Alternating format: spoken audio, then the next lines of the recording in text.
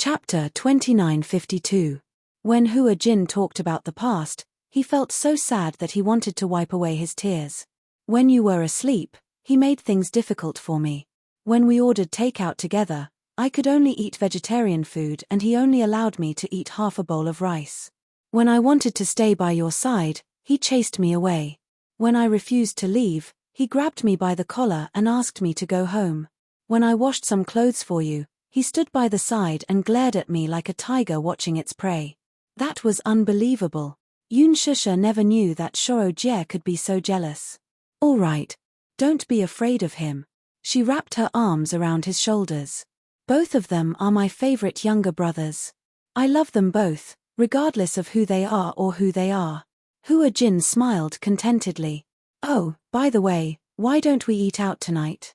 Yo-Yo and Xiao Chen went on a spring outing, so they won't be back for dinner. I can't be bothered to prepare dinner. Okay, but you have to inform your brother-in-law first. Hua Jin nodded. Okay, I'll call him now. Mu Yaja received a call from Hua Jin. Hua Jin said that Yun Shusha rarely went out, so he took her out to walk around and bask in the sun. After that, they settled dinner outside. He was a little worried and asked a lot of questions. Hua Jin comforted him, saying that they had brought enough people with them for this trip, so there was no need to worry about any danger. Mu Yaja was relieved.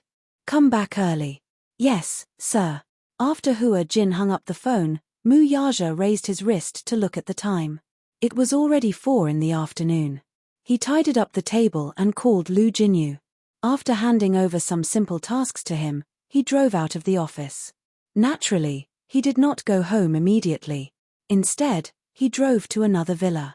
The villas in Yulong Bay were once developed by the Mu Group. Back then, he had already started to secretly set up his own company. In order to raise funds, he had acquired a few properties and conducted 2 rounds of financing. After the financing, the properties were vacant, and he was not in a hurry to sell them. After all, the value of real estate was very high, and it was also convenient for financing and investment. The reason he'd rushed to Imperial Dragon Bay was none other than because he'd arranged for Yun Na to stay here some time ago. Mu Yaja parked the car in the basement and got out. He walked to a shutter door and pressed the password. The door slowly opened. The villa had a total of 6 floors, and 2 of them were basements. The first basement was the garage, and the second basement was a very large storage warehouse.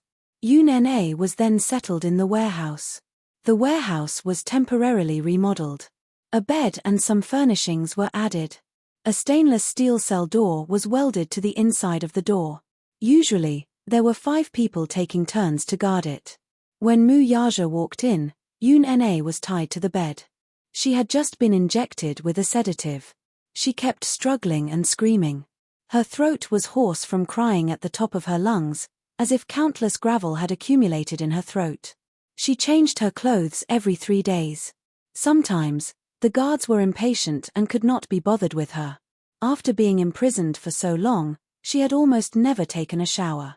Hence, her hair was messy and her face was dirty. On her face, there were bloodstains from her scratches. To prevent her from escaping, her wrists and ankles were handcuffed. Chapter 2953. Yun Na heard the sound of someone walking in and immediately turned her head. However, because she was sedated, her body was weak. This was also related to the fact that she had not eaten for many days. She had been on a hunger strike for 4 days. Therefore, these people who were watching over her tied her to the bed so that they could inject her with a nutrient drip. At first, she was still willing to eat some things. After all, her desire to live had won over everything. She did not want to die. Being locked up in such a confined space for a long time with no one to respond to his cries for help, it was very difficult for him to maintain a good mental state. Therefore, Yun Na could not help but feel a little tormented and actually started to go on a hunger strike. After not eating for 4 days, she had lost a lot of weight and was extremely weak. In order to ensure that her life was maintained, they had no choice but to tie her to the bed. When he walked in, the needle was just inserted into her blood vessel. It's you. It's you. When Yun Na saw him, she started to struggle crazily. Her eyes were bloodshot, so red that it seemed like blood could drip out. Mu Yaja ignored her struggle. He glanced at his subordinates and questioned, "What's wrong with her?" "Chairman Mu, she refuses to eat. She has been on a hunger strike for a long time." "Hunger strike?" Mu Yaja laughed coldly. "You're quite capable." "Hunger strike? Was she protesting against house arrest?" Mu Yaja. Yoon Na glared at him with red eyes. Her face was ferocious as she asked aggressively, "What do you want? Now that I'm in your hands, you can kill me or torture me as you wish. Kill me or torture me as you wish." Mu Yaja curled his lips mockingly. "What a good as you wish." He paused for a moment and suddenly walked to the front of the bed. He lowered his head and lightly sized her up, the smile in his eyes growing deeper. "However, I won't kill you." "What?" In shock, Yoon Na widened her eyes in shock and looked at him in disbelief. Mu Yaja said, "Don't worry, I won't let you die." Yoon Na's expression changed. "Won't let her die?" Then, in the end, Yoon Na couldn't figure out what he was up to. This man was extremely black-bellied. Originally, she thought that if she was taken away by him, he would definitely use all kinds of methods to make her suffer so much that she would wish she was dead. He would use all kinds of cruel and crazy methods to torture and humiliate her. However, it didn't happen. He had only imprisoned her in darkness, but he had not done anything to harm her. Why? She caused Yoon Shusha to become like that and Jiyu Xingza to die. In his eyes, she had committed a heinous crime. He should hate her to the core. But now, he was saying that he wanted to keep her alive. In the end, Yoon Na could not understand or guess this extremely shrewd man. "What are you trying to do?" she asked warily. "You don't need to know." Mu Yaja could not be bothered with her. He was only here to check on her condition. Seeing that she wasn't half dead like he had imagined, at least it meant that her will to live was strong enough. "Keep an eye on her," Mu Yaja instructed again and then turned to leave. Behind him, Yoon Na asked hysterically, "What do you want?" Mu Yaja, "Kill me. With your methods, why don't you give me a quick death?" Mu Yaja stopped in his tracks, and a thick aura of viciousness appeared on his back. "Give you a quick death." Chapter 2954. He laughed mockingly and glanced at her from the corner of his eyes. He said coldly, "There's something that I haven't gotten back from you yet. Don't even think about it." Yoon Na was stunned when she heard that. She was a little confused by the thing he was referring to. What thing? What exactly did he say that he wanted to get back from her? What is it? However, Mu Yaja wasn't in a hurry to respond to her bewilderment. "You don't need to know." His back was facing her, but it was obvious that he didn't want to waste too much time on her. He was only here to check on her condition. Seeing that she was in good condition, he didn't plan to stay any longer. The cell door was locked from the inside. Yoon Na looked at his retreating figure in panic and despair. She asked hysterically, "What exactly is it? Tell me, tell me." "Mu Yaja, you bastard. Why are you imprisoning me here? What's your motive? Answer me." The only response she got was the heavy sound of the shutter door closing. With a loud bang, the door fell heavily on the ground. Darkness enveloped her as if she was isolated from the world. She clenched her fists tightly, but there was no room for her to struggle. Her expression was twisted, like a trapped beast. Mu Yaja had just gotten into the car when his cell phone suddenly rang. He picked up the phone and saw that it was Lu Jinyu. He frowned and picked up the call. "Hello. Boss, I heard that sister-in-law isn't home for dinner tonight." "Yeah." Mu Yaja couldn't help but be surprised. He didn't mention this to him. When Hua Jin called, he happened to be standing by the side. He probably heard that Yoon Shusha wasn't home for dinner through the phone. "What's the matter?" Lu Jinyu chuckled evilly and said seductively, "It's rare that sister-in-law isn't home. Since there's already someone taking care of her, why don't you come with us to have some fun?" Mu Yaja frowned and looked at the phone screen in disdain. He knew that Lu Jinyu wouldn't call him for anything good. "No." As he spoke, he was about to hang up. Lu Jinyu hurriedly said, "Chief, don't hang up. Sigh. Actually, I'm doing this for your sake. Look, eldest sister-in-law has been pregnant for so long, so you must be reluctant to touch her. No man can resist not having sex for so long, right?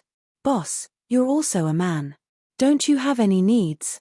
As your little brother, I'm also very good at dealing with matters. I'll definitely try my best to satisfy you. You're here because of this? Mu Yaja sneered. He wondered what Lu Jinyu's motive for calling him was. So it was to tease him. As a subordinate, of course I have to be considerate of my superior. Boss, I'm also a man, so I understand that feeling. If he really couldn't hold it in any longer, there was no need to hold it in. Don't worry. If you go out to have fun, we will definitely keep this matter a secret. Only Jiangshan and I know, but no one else knows. Mu Yaja only asked in return, do you still want next month's bonus? Bonus. To Lu Jinyu, this was a huge threat. Given his position as the second-in-command of Shengyu Financial Corporation, his salary was fixed, but the monthly dividends were not cheap.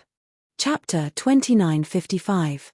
There was a few seconds of silence on the other end and he immediately corrected himself. Boss, I was just joking. Why did you take it so seriously? I was just testing on behalf of sister-in-law to see if you're honest enough. Hee hee. I wanted to test if boss is loyal to sister-in-law. Mu Yaja smiled and asked, have you gotten the results of your test? Do you even need to ask? Boss was absolutely loyal to his sister-in-law. All right.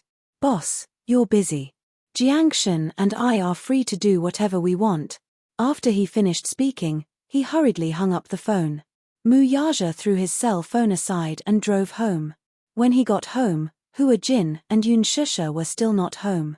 Yo-Yo and Xiao Chen had gone for an outing and were not back yet. It was rare for the house to be so empty.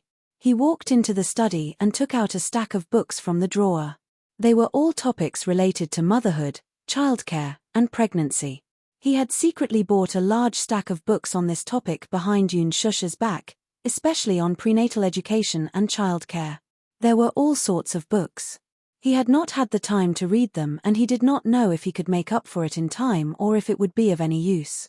Usually, he would be too embarrassed to take out these books and read them openly in front of Yun Shusha. Especially when Yo-Yo and Xiao Chen were around, he would hide these books very well.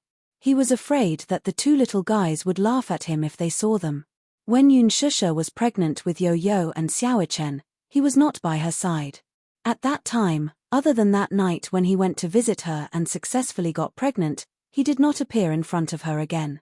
He vaguely remembered that when she was pregnant, she had attended some prenatal education classes. At that time, they had played Mozart's music and Chopin's piano pieces. However, when Xiao Chen grew up, he did not seem to have any talent or luck in music. Instead, he was tone deaf. Looking at Yo-Yo, he did not seem to be any better. This point was a little strange. Although he wasn't particularly talented in singing, at least he had a good grasp of the 5 tones. Yun Shusha's voice was very pleasant to listen to, and when she sang, she was also quite good. Why was it that when it came to these two fellows, they were tone deaf? Could it be that the prenatal education was not done well?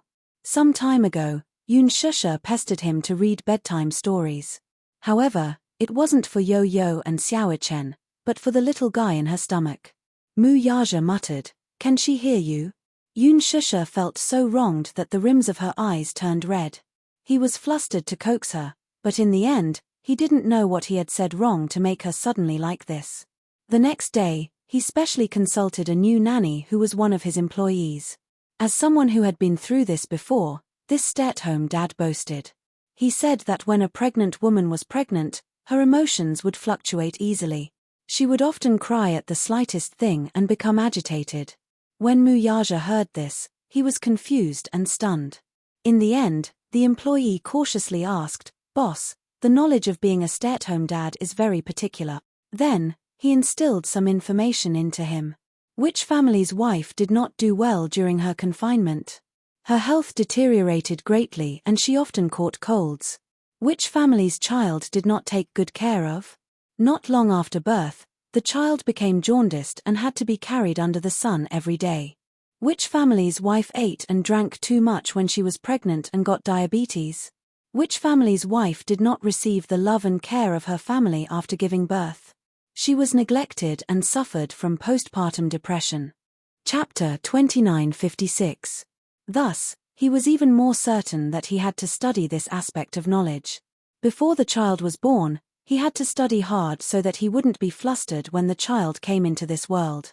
Mu Yaja flipped open a page of the book and began to read it seriously. Naturally, he started with the knowledge of pregnancy. She did not know how long she had been looking at it, but she heard Yo-Yo's devilish laughter next to her ear. "Daddy, what are you secretly reading?" Mu Yaja was shocked. He was so focused that he didn't hear Yo-Yo's footsteps when the door to the study was pushed open. He slammed the book shut and turned his head. He saw Yo-Yo standing by the side with an evil expression, laughing secretly at him. Yo-Yo glanced at the spine of the book lightly. She covered her mouth and laughed secretly. "So Daddy is studying about pregnancy. Very good, not bad, not bad." As she said this, the little girl patted him on the shoulder and said seriously, "But why do I feel like you're doing something bad? You look like you're guilty." Mu Yaja snorted coldly without batting an eyelid. However, his burning ears betrayed him. Yo-Yo saw this and laughed even more. "Daddy, there's nothing to be shy about. It's good to study hard. A qualified father starts off as a stay-at-home dad. Get lost." Mu Yaja was furious. Yo-Yo turned and ran away. Mu Yaja angrily glanced at his retreating figure. He picked up his teacup and took a sip of tea. However, through the door, she could hear Yu running into the living room and yelling, "Mommy, I'm here. Mommy, I just saw Daddy secretly reading the complete knowledge of pregnancy in the study." Mu Yaja was caught off guard and spat out a mouthful of tea on the book. He didn't have time to wipe the tea stains off before he guiltily hid the book in the drawer. After a while, Yo-Yo and Xiaochen held Yun Shusha's hand and entered the study. Seeing this, Mu Yaja glared fiercely at Yo-Yo. However, the little boy had a sly smile. He glanced at the table and teased, "Ah, Daddy, you're so fast. You secretly hid the book." Xiaochen also teased him, "Daddy, study hard. We're not at home, and Daddy didn't go out to play. You're reading obediently at home. Daddy must be trying to learn about pregnancy so that he can be by Mommy's side. Daddy, you're too sneakish way.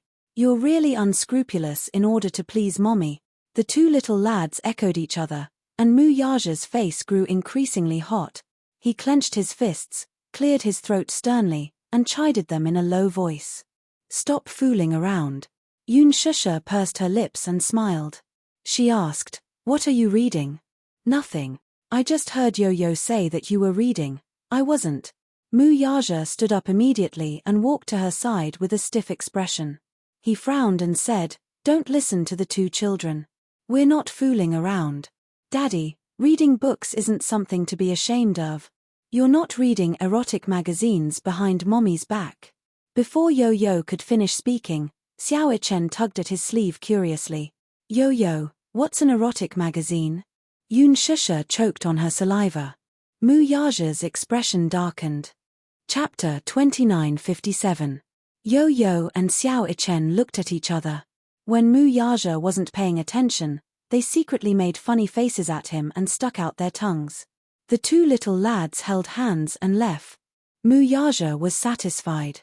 He turned around and helped Yun Shusha to the table. The latter asked curiously, "What were you looking at?"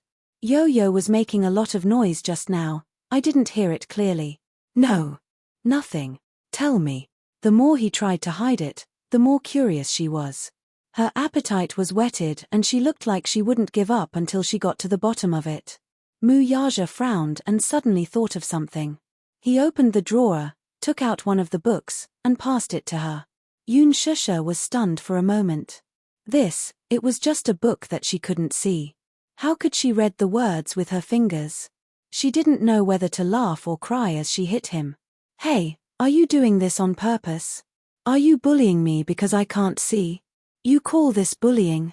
Mu Yaja suddenly circled in front of her, grabbed her hands, and inched closer to her suggestively. "Then should I show you what real bullying is?" Yun Shusha's face instantly heated up. He held her tightly, not allowing her to retreat. In the darkness before her eyes, suddenly, the man's unique fragrance brushed against her face. In the next second, his hot breath covered her red lips. The man squatted in front of her, pinched her chin, and kissed her gently. In the corridor, Yo-Yo suddenly thought of something. A sly look flashed across her eyes and she stopped in her tracks. Just as Xiao Chen was puzzled, Yo-Yo put up her index finger and shushed her. She tiptoed around and walked towards the door of the study. The two little guys sneaked to the unlatched door, only to see Muyaja kissing Yun Shusha in the study. They were entangled and reluctant to part with each other. Xiao Chen was the most shy. She quickly covered her eyes with her hands and didn't dare to look any longer. Yo-Yo, on the other hand, was watching with great interest. Xiao Chen couldn't stand it anymore. She hurriedly pulled him aside and said with a red face, "Yo-Yo, you're so naughty. How dare you peek at Daddy and Mommy kissing? If Daddy finds out, he's going to be angry. If you and I don't say anything, how will Daddy find out?" Yo-Yo said matter-of-factly. "Daddy was so immersed in kissing that he didn't notice us. Daddy's a little." Little Chen also found it strange. It's said that pregnancy makes a woman stupid for 3 years, but why do I feel that Daddy has become stupid when Mommy is pregnant? PFFFT, Yo-Yo laughed helplessly. It's not that Daddy has become dumb. It's just that Daddy has become more cautious. He has to double-check everything and consider everything for Mommy's sake no matter what he does. After all, Mommy has a high status outside the family. She's a precious treasure. If Daddy isn't careful, I won't let him off. That's true. Xiao Chen's heart ached for Muyaja for half a second. Yo-Yo wanted to sneak into the study to observe, but Xiao Chen hurriedly pulled him back. "Don't go. Let Daddy and Mommy have some alone time. Let's go have some alone time too. Who wants to have some alone time with you?" Yo-Yo glanced at him in disdain. "I'm not going to hang out with you." As he said this, he snorted arrogantly and turned to enter the bedroom. Xiao Chen followed behind and shook his head helplessly. His smile was full of doting as an older brother. Chapter 2958. But then again, he was already used to Yo-Yo's thunder nature. He followed her into the bedroom and closed the door. In the study, Yun Shusha was a little absent-minded. After she couldn't see, her hearing had become shockingly sharp. Hence, she could hear the two little munchkins whispering in the corridor. She couldn't help but fidget and kept pushing away Muyaja's advances. She asked worriedly, "Is the child eavesdropping outside?" "No." Muyaja grabbed her hand and wanted to kiss her again. Yun Shusha turned her head away and said coquettishly, "I heard it. Yo-Yo is really naughty. She's always pulling Xiao Chen to peek at us from outside the door. After all, she has done this before. Don't you know how to discipline her? Is this child someone I can discipline?" Muyaja retorted. "Not only is she naughty, she's also very smart. You can't discipline her. You, on the other hand." Muyaja changed the topic. Looking down at her face, he smiled and said, "My good wife, don't be distracted." As he said that, he pecked the corner of her lips gently and said a little aggrievedly, "I haven't had sex for more than a month. Even when we're kissing, you're distracted." After saying that, his handsome brows furrowed slightly, as though he wanted to say something but didn't want to. Yun Shusha was amused by his aggrieved tone and didn't know whether to laugh or cry. "You sound so pitiful." Muyaja said sternly, "You don't know how painful it is for a man to be abstinent." Yun Shusha was speechless. She wasn't a man, so how would she know what abstinence meant for a man? Especially when they slept on the same bed. Every time she laid in his arms and slept peacefully, he would lower his head and look at her peaceful sleeping face. It was as if her skin could be broken by the wind. It was white and flawless. Her elegant eyebrows and dark red lips were everywhere to tempt him. Every time this happened, his lower abdomen tightened, as though he had accumulated a lot of strength. No matter how determined he was, it was as though his rationality was about to be demonized. Previously, many experienced people had told him about this matter. In the first 3 months and the second 3 months of a woman's pregnancy, they couldn't touch her. In other words, in the 4th month, as long as they were careful and didn't use too much force, there wouldn't be a problem. But Muyaja didn't dare to touch her. He always felt that she was too weak to stand up to a gust of wind. That thin and weak body, that bulging belly, and the fact that she was pregnant with a little guy in her belly, was already not easy enough. With such a thin waist, if he didn't grab it, he didn't know if it would collapse. How could he bear to touch her? It was already very difficult for her to be pregnant. After all, he had already confirmed that the little guy in her belly was a little princess. He was even more careful and cautious. He was full of anticipation for the arrival of the little princess. In terms of bed matters, he planned to endure it and did not dare to be too indulgent. Hence, Lu Jinyu half-jokingly dragged him out to have some fun. Someone else said, "If you can't do it in bed, there are always other ways to do it." That person inexplicably leaned close to his ear and said, "For example, the mouth can do it too." Hehehe, this person was Jiang Shen. He always came up with a lot of bad ideas. Mu Yaja glared at him and chased him aside. "How dare you criticize your sister-in-law? You don't want next month's bonus anymore." Chapter 2959. Before he could finish speaking, Mu Yaja glared at him as if he was about to kill him. Jiang Shen shut up at the right time. Lu Jinyu laughed out loud. "Ah Shen, don't tease boss. Don't you know? Boss is famous for being a blockhead and a slave to his wife. Look at how boss signed those billion-dollar contracts without batting an eyelid. But if sister-in-law's face gets sullen, boss will definitely be in a hurry to coax her. It's said that many men are very tormented when their wives are pregnant. Those who can bear it will ask their wives to use other methods to resolve it. Those who can't bear it will cheat and have affairs at this time. However, boss is a slave to his wife of the new era. It's only 10 months. Just grit your teeth and it'll pass just like that." As Lu Jinyu spoke, he said vividly in front of Mu Yaja, "Ah Shen, why don't we bring boss out to have some fun tonight? I know a place where the girls are not bad. Be careful, sister-in-law will come after you." Jiang Shen smiled evilly and said, "Boss, you have to hold on. You have to hold on until the last moment. You have to protect your integrity for sister-in-law." Mitch. Mu Yaja pretended to be calm as he flipped open the financial report and said with a calm expression, "It's only 10 months. Although he said it casually, when this person lay beside him at night, a certain man suddenly realized how long 10 months was. It was practically light years. What was the feeling of despair? That was when he thought about how he still had to endure for 6 months before he could unload the goods. Sometimes, when he had a reaction, even a cold shower could only temporarily soothe it. When he lay down on the bed and held her in his arms, he felt that indescribable feeling again. Where did he get so much energy from? It seemed that he had to think of a way to exhaust this excess energy. Hence, Mu Yaja decided to set up a gym at home. Every day, he would run for an hour before going to bed and then do a set of barbells. With this thought in mind, he quickly put it into action. The next day, Yun Shusha heard the sounds of walls being cut, smashed, and electric drills coming from the basement. A few days later, Mu Yaja directed the construction team to transport the panels for the renovation. A week later, the various fitness equipment he had ordered arrived. Yun Shusha was dumbfounded. Therefore, when it was time to sleep every day, Mu Yaja would always set aside 2 hours to go to the gym in advance. First, he would run on the treadmill for 50 minutes. Then, he would do 2 sets of dumbbells, 2 sets of dumbbells. After that, she took a shower and went to bed at 10 o'clock. She was exhausted. This method was somewhat useful.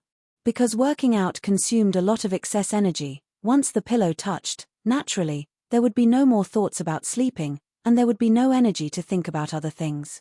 After a month, his figure had been trained to the point where it could be called a work of the gods. Once, Yo-Yo caught a glimpse of Mu Yaja changing his clothes. The moment Mu Yaja took off his clothes, Yo-Yo was shocked by his toned muscles and perfect 8-pack abs. When did Daddy's figure become so good? Yo-Yo found it extremely strange. Chapter 2960. When Xiao Chen heard this, he ran over to take a peek. In the end, he ran back with a nosebleed. He's so handsome. His eyes were sparkling. Luckily, Mommy can't see. Otherwise, Mommy would be smitten. Are you exaggerating? You don't understand. Xiao Chen looked at him with disdain. Girls can't resist a man with a good figure. Yo-Yo was speechless. Was that so? Hence, Xiao Chen and Yo-Yo would appear punctually at the gym on the basement floor at 8 o'clock in the evening. This time, it was Mu Yaja's turn to be dumbfounded. What are you doing here? Working out. Yo-Yo said in all seriousness, I want to work out too. Mu Yaja muttered gloomily, you're only 7 years old. Why do you need to work out? Yo-Yo asked in return, then why did Daddy set up such a gym for no reason and work out so hard every day? Mu Yaja looked embarrassed for a moment. He cleared his throat awkwardly but didn't answer their question directly. Yo-Yo found it even stranger. Xiaochen also found it strange. Daddy, you're very suspicious. Mommy can't see such a good figure even though you're working out. Then why are you working so hard to keep fit? Mu Yaja said in all seriousness, I can't sleep at night, so exercise helps me sleep. Insomnia. Yo-Yo looked at him strangely and rubbed his chin. Why would you have insomnia for no reason? That's strange. Mu Yaja's face darkened. When have I ever seen you so concerned about me? You're the one who's strange. Yo-Yo also looked embarrassed. He definitely wouldn't tell the truth. It was just that when he saw Mu Yaja's lean figure, he felt envious and yearned for it. He also wanted to work out and train his body. On top of that, Xiaochen had been preaching that working out could make one's body healthier and have a stronger immune system. Furthermore, the metabolism during exercise would promote physical development. This caused him to waver. Because I feel that Daddy has been very suspicious recently. Daddy never used to work out. Mu Yaja looked at Yo-Yo and saw a burning desire in his eyes. This guy. Yo-Yo felt a little guilty under his stare. At the side, Xiaochen immediately explained, Daddy's figure has become great after working out. So, hehe, Yo-Yo and I are very envious and want to work out with Daddy. Go and run on the treadmill for 40 minutes, Mu Yaja instructed as he pointed at the treadmill. 40 minutes? Yo-Yo wanted to back out. I'll die in 40 minutes. How do you know you can't do it if you haven't tried? The first 30 minutes of running will deplete carbohydrates. 40 minutes will deplete excess fat. After pausing for a while, Mu Yaja continued, running is good for improving your physical strength. Start with running. Yo-Yo and Xiaochen glanced at each other and then reluctantly got on the treadmill and started running. After half a month, the results were obvious. Hua Jin realized that the father-son trio would disappear at 8 o'clock sharp. Later on, he squatted down and discovered the father-son trio's shocking secret. These 3 guys were actually here. Fitness. Chapter 2961. Hua Jin was really jealous. He also wanted to work out. He also wanted to be nice. Body. Hence, Hua Jin also joined the army of fitness. At 8 o'clock in the evening, they all went to the gym together and worked out. Fitness was the ultimate motivator. Mu Yaja's fitness was not purely about consuming energy. After all, it was also a good way to improve one's figure. His perseverance was definitely not a slacker either. Once he decided to work out, he would definitely persevere until the end. Because of the fitness, his figure had undoubtedly become better. Sometimes at night, when they were lying in bed, Yun Shusha would hug him and feel his strong abdominal muscles. She could not help but feel a little surprised. Your abdominal muscles didn't seem so obvious in the past, right? Yun Shusha was a little puzzled. It's a little strange. You've been so mysterious recently, and your figure has become so good. Could it be that you're working out? You guessed it right. Yun Shusha asked half jokingly and half seriously. Don't tell me you decided to work out to vent your excess energy. Mu Yaja's face was serious. Isn't it good to work out? Your figure can be very good. Your figure is so good, but I can't see it either. Yun Shusha was a little disappointed. You will. Mu Yaja hugged her tightly and smiled. When Yu Yaro is born and recuperates, we'll immediately arrange for the cornea transplant surgery. But the surgery is not something that can be done just because you want to. Yun Shusha felt a little wronged. After all, cornea donors can only be found by chance. I don't know when the next opportunity will come. You don't have to worry about these things. I'll worry about these things. You just need to take care of yourself and recuperate well. Don't worry about other things. Okay. Yun Shusha nodded. I'll listen to you. The weather was getting hotter. Unknowingly, it was already June, but the weather was already starting to get hot. Every afternoon, it was especially hot and unbearable. Every time Hua Jin came home, he would bring ice cream for the little ones. Yo-Yo and Xiao Ichen each held a Häagen-Dazs and ate with relish. Häagen-Dazs. Yun Shusha was drooling. She used to love Häagen-Dazs when she was still an office worker. This is the Hermes of the ice cream industry tilde. Although Yun Shusha couldn't see, her ears weren't deaf. She heard the two little guys eating ice cream, and her saliva secreted even more. Hua Jin, why didn't you bring me? Yun Shusha asked angrily. Hua Jin said innocently, brother-in-law said that you can't eat cold food. Why? Yun Shusha asked gloomily, why can't I eat ice cream? That's not fair.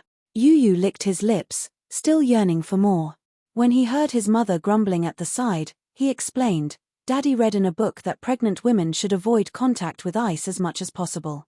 I don't remember the exact reason, but in any case, Daddy's words are clear and logical. Mommy, just bear with it for a while. For the sake of sister's health, don't touch ice cream. Mu Yaja had read the Encyclopedia of Pregnancy before. It said that pregnant women shouldn't eat cold food, or even touch it. Research showed that when a pregnant woman's hand touched ice, the blood vessels in the uterus would contract, which would affect the blood circulation of the fetus and affect its growth. Therefore, he repeatedly ordered her not to touch anything cold. Chapter 2962. It was fine when the weather was cool, but in the middle of summer, the air conditioner alone was not enough to relieve the heat. Everything she drank was warm. Yun Shusha was about to complain, why are you guys not moving? How does it feel to drink warm water on such a hot day? I feel like there's a ball of fire in my body. I'm about to burn. I'm burning.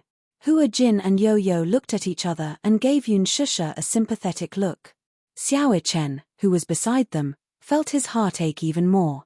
Yun Shusha sat at the table and held the teacup in her hand with an aggrieved expression. The teacup was filled with hot water that had just been boiled. As it had not cooled down yet, she was so thirsty that her throat was about to smoke. She could not drink any water. It was too hot. These days are simply too torturous. She wept and wailed, her hopes dashed. It was easy to be anxious during pregnancy. Moreover, it was summer. More importantly, her situation was very different from when she first got pregnant. When she was first pregnant, Mu Yaja had sent a top-notch nursing team to take good care of her food, clothing, and daily necessities. At that time, she was 18 years old and pregnant for the first time. The pregnancy symptoms were not serious. At first, she had some morning sickness and did not have a good appetite. Hence, the nurse in charge of taking care of her put in a lot of effort to adjust her appetite. Fruit yogurt, potato salad, watermelon juice, orange juice. Due to the need to nourish the fetus, she was arranged to live in a villa near the sea. Although she did not leave the house, the villa had a large courtyard, rockery, and flowing water. When she was free, she would take a walk in the courtyard. When she took a walk, a large group of people followed closely behind her. After all, the child in her stomach was precious. Mu Yaja repeatedly emphasized that if anything happened to the child, they would be held accountable. They could not bear the responsibility. Hence, they took good care of her 24 hours a day. For the first 6 months of her pregnancy, she would take a half-hour walk every day. It was because she heard that if she exercised more during pregnancy, the delivery would be much smoother. Sometimes, when the weather was good, she would go to the beach, step on the tide, walk barefoot on the beach, and pick up seashells.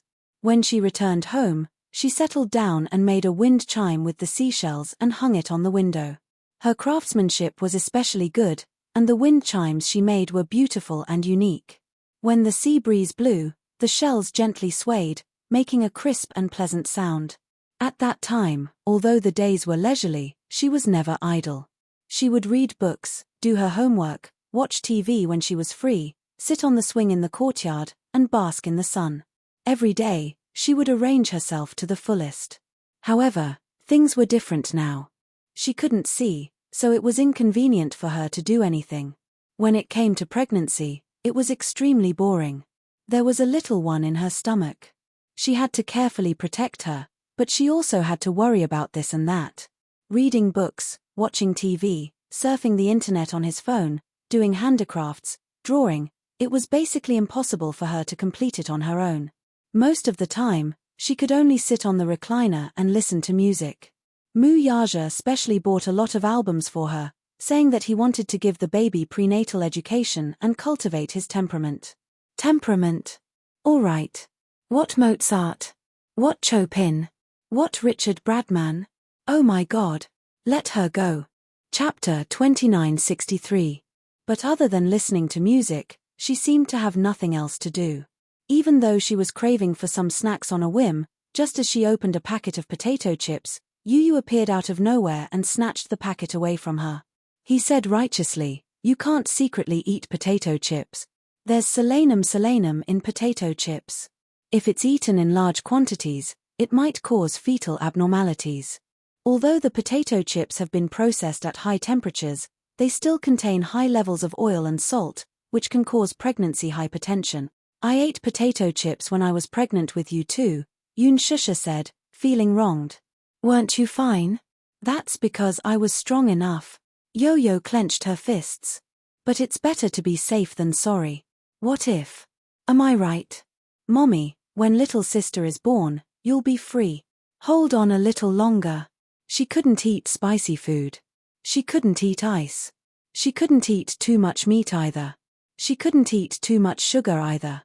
More importantly, ever since she got pregnant, she really had nothing to do besides listening to music and taking a stroll after meals. More importantly, Mu Yaja's nursing skills were indeed passable. After all, he was born into a rich family and had never served anyone before. This was his first time serving someone, and it was her. Although his attitude was good, but, in the middle of the night, she was suddenly awakened by hunger. Her stomach was growling. She turned her head and saw that Mu Yaja was sleeping soundly. Hence, she snapped her fingers lightly and the voice-activated wall lights lit up. Ever since her eyesight had deteriorated, Mu Yaja had changed all the lights in the house to motion sensor lights. Although her eyesight wasn't good, especially at night, it didn't mean that she couldn't see anything. If the wall lights were on, she could still make out the faint light. Hence, he changed them to motion sensor lights. As long as there was even the slightest sound, the lights would light up. Wherever she went, the lights would illuminate the place. At least, she could use the light to determine her direction. Where there were lights, he had removed all the furnishings and there were no obstructions. Even Yu did not expect such thoughtfulness, but Mu Yaja was the first to take it into consideration. Yoon Shusha was amazed by such a high-tech light control system. However, it was much more convenient after changing the light control system. She followed the light and groped her way to the shelf. She took a packet of biscuits and tore off the packaging. Mu Yaja was awakened by the sound of cracking. His first reaction when he woke up was, there was a rat. Then he heard the crunching sound of a mouse eating a biscuit. When he turned around, he realized that Yoon Shusha was no longer there. Only then did he guess that the sound must have come from a hungry kitten in the middle of the night. Following the sound, he walked into the living room and saw someone sitting on the sofa, happily munching on a biscuit. He didn't go forward to disturb her.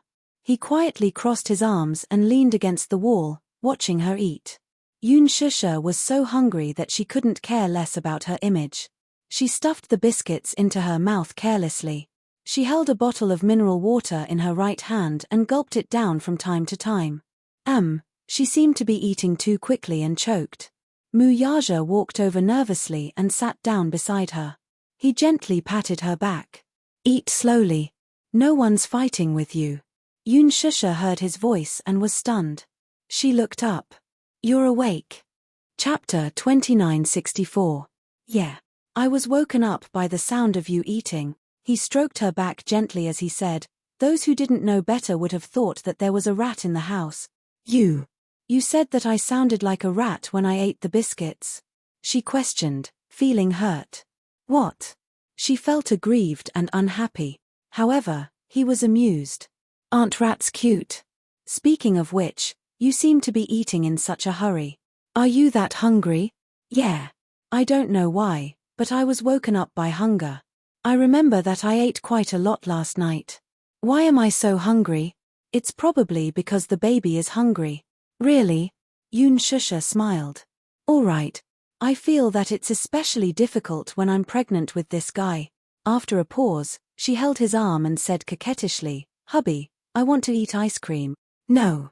Mu Yaja immediately put on a straight face. You're not allowed to eat it. She begged again. Boo-hoo. Just one bite. Just one bite, okay? Can't you bear with it? I don't know why, but I've been craving ice cream lately. It would have been better if he hadn't mentioned ice cream. The moment he mentioned ice cream, her saliva secreted even more. She swallowed a mouthful pitifully and said, One bite will do. Can you satisfy my craving? No. His stance was firm, and he didn't waver because of her grievances. If you can't eat it, you can't eat it. How can you be so heartless? Yoon Shusha said angrily, Can't you be more open-minded? Madam, I'm already very open-minded. I'm doing this for your own good. If it's for my own good, shouldn't you be looking for ice cream on the streets for me? She was being unreasonable. However, he was still very patient. He patted her head gently and coaxed, Be good. Go to sleep after eating. Don't think about it and you won't be hungry anymore. But I just can't stop thinking about it. Be good. Mu Yaja leaned close to her ear and said meaningfully, I can resist not touching you for 10 months. Can't you resist not touching ice for 10 months? Yoon Shusha's face flushed red in an instant. She clutched the corner of her pajamas tightly and said awkwardly, I heard that, even when you're pregnant, as long as you're careful in the first 3 months, it won't affect you in bed, no. Mu Yaja, on the other hand, was a conservative. He said stubbornly, As long as there's even the slightest risk, I won't allow it. You're being too cautious. What if? He suddenly held her shoulders and stared at her. It's because I care too much that I'm careful in everything. Even if there's a little risk, I won't do it. There's no what if, and I won't allow any what if. It was precisely because he cared too much that he was so careful about everything, no matter how big or small. He was afraid that if he was not careful, something would happen to her and the child in her stomach. Perhaps ordinary people would find it difficult to understand his feelings. He didn't want the child in his belly to be hurt at all, and he didn't want her to suffer at all. He knew in his heart that the days of pregnancy were indeed torturous. Moreover, she couldn't see or do anything. Even reading books was the most extravagant thought. That was why he had spared no effort to spare more time to accompany him. Chapter 2965. It was a good thing that he had 2 capable assistants. However, Lu Jinyu and Jiang Shen could not voice their grievances. Those who didn't know better would think that Boss was pregnant for 10 months. Yoon Shusha could only give up. She reluctantly let him hold her hand and returned to the bedroom. Mu Yaja carried her to the bed and covered her with the blanket. After he got on the bed, Yoon Shusha suddenly turned around and hugged him. Thank you. Huh. He raised his eyebrows in surprise. However, she heard her say, Have I been making trouble for no reason recently? Before he could speak, she continued in frustration, I don't know why, but recently, my temper has been getting harder and harder to control. If I don't get satisfied with the small things, I feel especially anxious and want to flare up. Have I always made you angry? No. Mu Yaja smiled and said, Madam, this is a special period now. I'll give in to you more. In other words, even if I'm unreasonable, you won't stoop to my level. Yoon Shusha teased him deliberately. When Mu Yaja heard this, how could he not know that she was deliberately digging a hole for him to jump into? However, he was a smart person. He knew that if he said yes directly, she might be unhappy. Therefore, he asked seriously, How is this being unreasonable? Madam is righteous, gentle, and virtuous. I can't wait to dote on you. Although Yoon Shusha knew that he was deliberately coaxing her, her heart was still as sweet as honey. All right, stop fooling around. Mu Yaja pulled her into his arms and reminded her, sleep early. Lying in his arms, she suddenly felt a little uneasy. Is this the happiest moment of my life? Why do I feel a little uneasy? Mu Yaja raised his eyebrows, not understanding what she meant. I'm so happy now. I don't know what the future will be like, but this should be the happiest moment of my life. I'm so happy that I feel like it's almost unreal. No. Mu Yaja gently stroked her hair. I will make you happier. I want to give you the most beautiful things in the world. Yun Shusha pursed her lips and fell asleep peacefully on his chest. Not long after, he began to snore softly. Sleeping so soon? He didn't know whether to laugh or cry. He rubbed her face. Pig. Thus, with her in his arms, he fell asleep contentedly. However, not long after, Yun Shusha's resentment towards the ice cream came again. The weather was getting hotter. Hua Jin seemed to be deliberately provoking hatred. He wholesale a large batch of ice cream, Häagen-Dazs, Baxi, Cornetto, and all kinds of other ice creams. Yo-Yo returned home and opened the fridge. When she saw the fridge full of ice cream, she broke out in a cold sweat. She couldn't help but wonder if this Hua Jin did it on purpose. Did he deliberately use ice cream to attract hatred? Didn't he know that Mommy had been complaining for a long time because she couldn't eat ice cream? What a huge grudge. Life is hard, so don't expose it, okay? Mommy is already having a hard time. However, Hua Jin said that the weather was getting hotter. If they went out to buy ice cream every day, they would be melted by the sun just by walking. It was better to do it all at once. Yo-Yo felt that it made sense.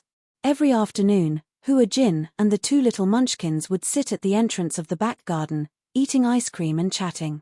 Yun Shusha sat at the side, hugging Liang Baikai, her face full of resentment. Chapter 2966. Mommy, just be good. Yo-Yo muttered, bear with it for a while and you'll have a bright future. Can't I just have one bite? Not even one bite. Daddy will beat me up. Yo-Yo snorted.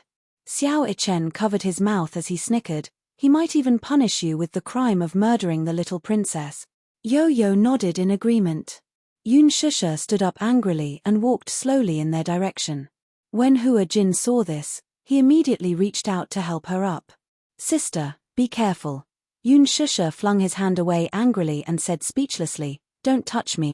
I'm not your sister. Hua Jin, who was innocently implicated, cried helplessly, why am I implicated as well?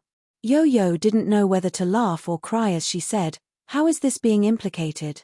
You're the real source of all evil. What do you mean by that? Hua Jin pointed at himself, wanting to cry but having no tears. How am I the source of all evil? Yo-Yo said, if you hadn't seduced Mommy on purpose, Mommy wouldn't have been so greedy. A pot floated down from the sky. It hit Hua Jin hard on the head. Hua Jin hugged the pot and said pitifully, all right, my pot. It's just pregnancy. It's not my first time. When I was pregnant with you guys, I wasn't so careful. I couldn't touch this or that. Weren't you guys healthy? When Yo-Yo heard this, she immediately cleared her throat and pouted. That's not fair. Xiao Ichen's body is so strong, but Mommy, have you forgotten that I spent most of my time in the hospital before I was 4 years old? So it turns out that you didn't take good care of the fetus during your pregnancy. Perhaps my poor physical fitness is related to this. It would have been better if she had not explained it this way. Once she did, Yo-Yo felt that Mu Yaja was right. She was even more convinced of the importance of taking care of the fetus. Another pot was thrown from the sky, and this time, it was directly smashed on Yun Shusha's head. She was completely confused as she silently cursed in her heart, your physical fitness isn't good, it's not because you're in the nurturing period. Yun Shusha explained innocently, you and Xiao Chen are twins. The doctor said that when you were in my stomach, you were competing for nutrients. You couldn't compete with Xiao Chen. Also, you were born prematurely 8 months ago. Because you were born prematurely, you were weak. Why is it premature? Yo-Yo asked curiously, blinking. The doctor said that it's because of the anxiety during the pregnancy, plus, at that time, when she was more than 7 months pregnant, Yun Shusha asked for permission to meet Yun Yecheng. That period of time was when the Yun family was at its most difficult. However, even though they had been meeting, Yun Yecheng was very extreme about her surrogacy. He was once so proud. How could he watch his beloved daughter use her body as the price to repay the Yun family's debt? This debt to the loan sharks might be cleared in an instant. However, the guilt he felt toward her was something that he would never be able to repay in this lifetime. Therefore, every time they met, the father and daughter would sit opposite each other. He would always think of all sorts of ways to persuade her to abort the child. Yoon Yeching's thinking was very simple, but he did not know that if she were to abort the child, it would be even more harmful to her body. Chapter 2967. Hence, during that period of time, the pressure and burden on her heart were too heavy. Her first child was twins. Furthermore, she was only 18 years old when she got pregnant. Compared to other pregnant women of her age, the preterm delivery rate was 11 times higher. Furthermore, her emotions fluctuated greatly. One morning, when she woke up, she had just gotten out of bed and walked a few steps when she felt something strange in her body. On the way back to school, in the car, she suddenly felt a warm liquid sliding down her thighs. It turned out that her amniotic fluid had broken. As there was still a long way to go before the due date, no one had expected the sudden premature birth. She was then rushed to the hospital. Fortunately, her life was saved. Hua Jin suddenly mumbled, "If it's just a little bit, it shouldn't be a problem, right?" "No way." Yo-Yo insisted. "If anything happens to mommy, daddy will tear you to pieces." Hua Jin swallowed his saliva in horror. So brutal. Of course. His sister is his life. With her around, we'll lose our status. As he spoke, Yo-Yo and Xiao Ichen hugged each other and cried. "Xiao Ichen, I suddenly feel so sad." Yun Shusha was speechless. When did these two little guys become so dramatic? Yun Shusha argued with the three of them for a long time, but it was all in vain. However, this stubbornness didn't diminish at all. Especially at night, when she was forced to lie in bed and cover herself with a thin blanket. Because a certain man solemnly said that pregnant women shouldn't be exposed to too much air conditioning and that it wasn't the dog days of summer yet, Muyaja only turned the air conditioner fan on. She begged him to turn it on, and he finally turned it to 29 degrees. 29 degrees? Wasn't that the same as not turning it on? Because of the stuffy heat in the house, she missed the sweet and frosty taste of ice cream. Hence, for some reason, she got out of bed and tiptoed to the man's room. Pushing open the door, she made her way to his bed. Pa, a hand covered Hua Jin's face. Hua Jin was sleeping soundly. In his dream, a terrifying hand suddenly reached out towards him and touched his face. He was startled awake from his dream and saw Yun Shusha sitting by his bedside, softly calling out to him, "Hua Jin, wake up." "What's wrong?" Hua Jin immediately sat up nervously and looked at her worriedly. "Are you not feeling well?" I really want to eat ice cream." "Hua Jin, can you take me to eat ice cream?" "Hua Jin," he looked at her with a puzzled expression. He really didn't know what kind of obsession made her come all the way to his room in the middle of the night to beg him to take her to eat ice cream. His room was quite a distance away from hers, and there was even a staircase. It must have taken her a lot of effort to find her way here. "Is it necessary?" Hua Jin was about to cry from laughing. "Do you really want to eat ice cream that much?" Yes. Whenever I hear about ice cream, I salivate." Chapter 2968. Hua Jin, if you can't even fulfill such a small request, I'm going to be depressed. Hua Jin looked at her with heartache. Perhaps, in the eyes of others, such a request was too pretentious. But to him, he could understand it very well. When other people were pregnant, at least their eyes were useful. Even if they had a strong desire for something, they could still do other things to distract themselves. But she couldn't. She couldn't do anything. She couldn't do anything. She could draw, embroider, read, watch television, surf the internet, play games. She even needed someone to support her when she took a walk. It was extremely boring. Probably not many people could tolerate it. Or perhaps, if it were someone else, they would probably be diagnosed with depression. Hua Jin hesitated for a moment. Suddenly, he reached for his cell phone and said, "Wait a minute." "Huh? What are you doing?" she asked curiously. Hua Jin didn't answer immediately. She could only hear the sound of web pages being switched on his cell phone.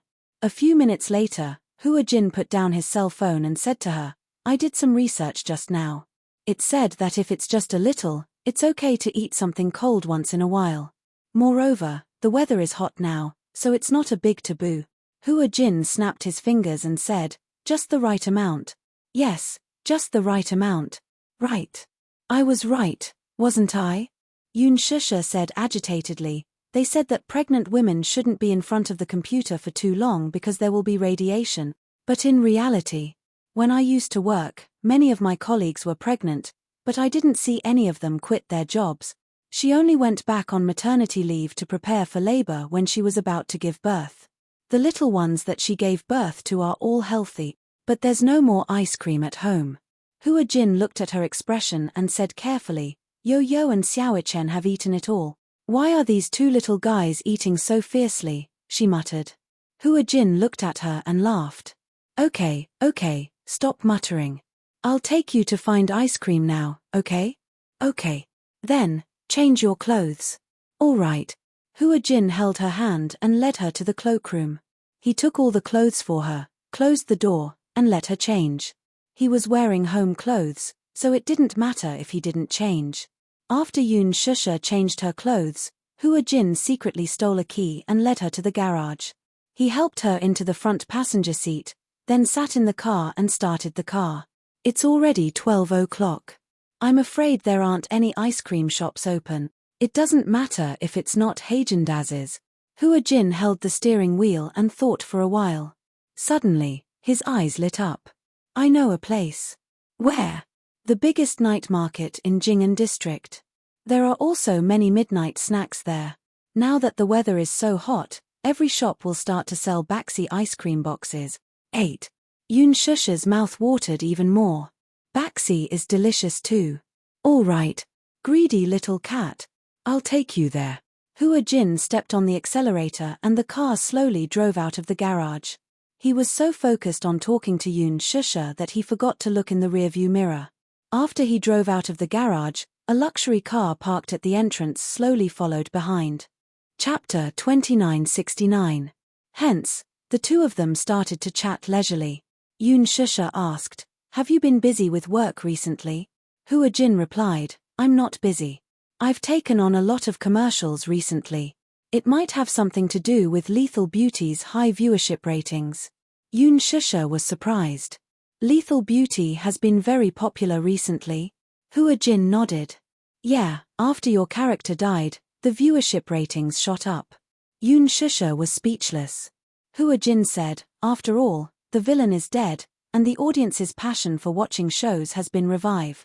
Because of Lethal Beauty's good viewership ratings, I've taken on a lot of commercials. One of the biggest sources of income for a celebrity was advertisements. It was the most important component. Usually, a celebrity's income came from filming movies and TV dramas. With Hua Jin's status, he would get 1 million for filming an episode. After the company's share, he would get 600,000 after tax. In other words, there were 60 episodes of Lethal Beauty, and Hua Jin had a net profit of 36 million. That was a very eye-catching figure. In the entertainment industry, this income was something that many people could only look up to. But this was only a part of the income. Usually, other than acting, each person could film an average of 2 TV dramas and 1 movie in a year. In addition to various variety shows and stage performances, the remuneration from filming commercials still accounted for the majority of the income. The filming period for commercials was usually a few days, and in these few days, they could earn a few million. It could be said that it was easy and simple. Hua Jin had more than 10 endorsements, big and small, from high-end cosmetics to luxury brands, to mobile phones, home appliances, snacks, drinks, shampoo. The advertising economy depended on whether the fans' purchasing power was strong. Hua Jin's fans were especially crazy. Basically, if they got him to endorse, they would definitely make a profit. Hence, it was no wonder that he was feeling so refreshed recently. How could he not be happy about taking on so many commercials? Your popularity has been soaring recently. After all, the male lead role played by Hua Jin was really too likable. Introverted, steady, and expressive from the beginning to the end. With the popularity of the TV series, his popularity would definitely rise. My net worth has also increased by many times. Chin Ju said that it's rising faster than the stock market. Ha ha ha. The car drove to the night market. After parking the car, Hua Jin held Yoon Shusha's hand and searched along the way. Finally, they found a barbecue restaurant that sold baxi. Shusha, you sit here for a while, I'll buy you baxi. Yoon Shusha sat down obediently, looking forward to Hua Jin buying her beloved baxi. 3 minutes later, Hua Jin bought 2 servings of baxi, one with strawberry flavor and the other with chocolate flavor. He walked over with a smile on his face, handed her the box of strawberry flavor ice cream, and opened it for her. Here. Spoon. He handed over a spoon, but just as he sat down, he suddenly sensed a cold aura beside him. He couldn't help but shiver. He raised his head and his gaze fell on the man standing behind Yoon Shusha. He immediately sucked in a breath of cold air. His eyes widened as if he had seen a ghost. Yoon Shusha heard him suck in a breath of cold air and was also shocked. Her hand that was holding the spoon suddenly froze. She asked nervously, Hua Jin, what's the matter? Sister. He stammered for a while, incoherent. He was obviously scared out of his wits. This made her nervous too. I'm here. Why are you calling me? Chapter 2970. Brother-in-law. Yoon Shusha was stunned when she heard the word brother-in-law. Brother-in-law? For a moment, her mind was racing. Hua Jin's brother-in-law, isn't he? Yoon Shusha froze and turned her head mechanically. Even though she couldn't see clearly, she could see a tall figure in her hazy vision. He was tall and seemed to be dressed in black casual clothes. She couldn't see his face clearly, but his imposing aura and Mu Yaja's unique aura made her realize she had been caught red-handed. Why did he follow them here? Yoon Shusha's face was especially stiff. Hua Jin, on the other hand, gulped nervously and laughed. Brother-in-law, why are you here? He smiled ingratiatingly while cursing silently. How did he find his way here? Could it be that they had a GPS tracker on them? When Hua Jin was making up a story, Mu Yaja smirked. You don't have a GPS tracker on you. Then did you send a private investigator to follow us? Hua Jin blurted out. However, he covered his mouth the next second and looked at him awkwardly. He actually blurted it out. Wait a minute. How did he know what he was making up in his mind? Could it be his brother-in-law had a superpower like mind-reading? Hua Jin's imagination was running wild. Mu Yaja continued, I don't have mind-reading abilities either. Hua Jin felt even more awkward. He fidgeted and asked, then how do you know what I'm thinking? What you're thinking is written all over your face. Mu Yaja paused for a moment. His gaze fell on the ice cream in his and Yoon Shusha's hands, and his gaze became even colder. Eating ice cream in the middle of the night. Mu Yaja's gaze revealed a hint of danger.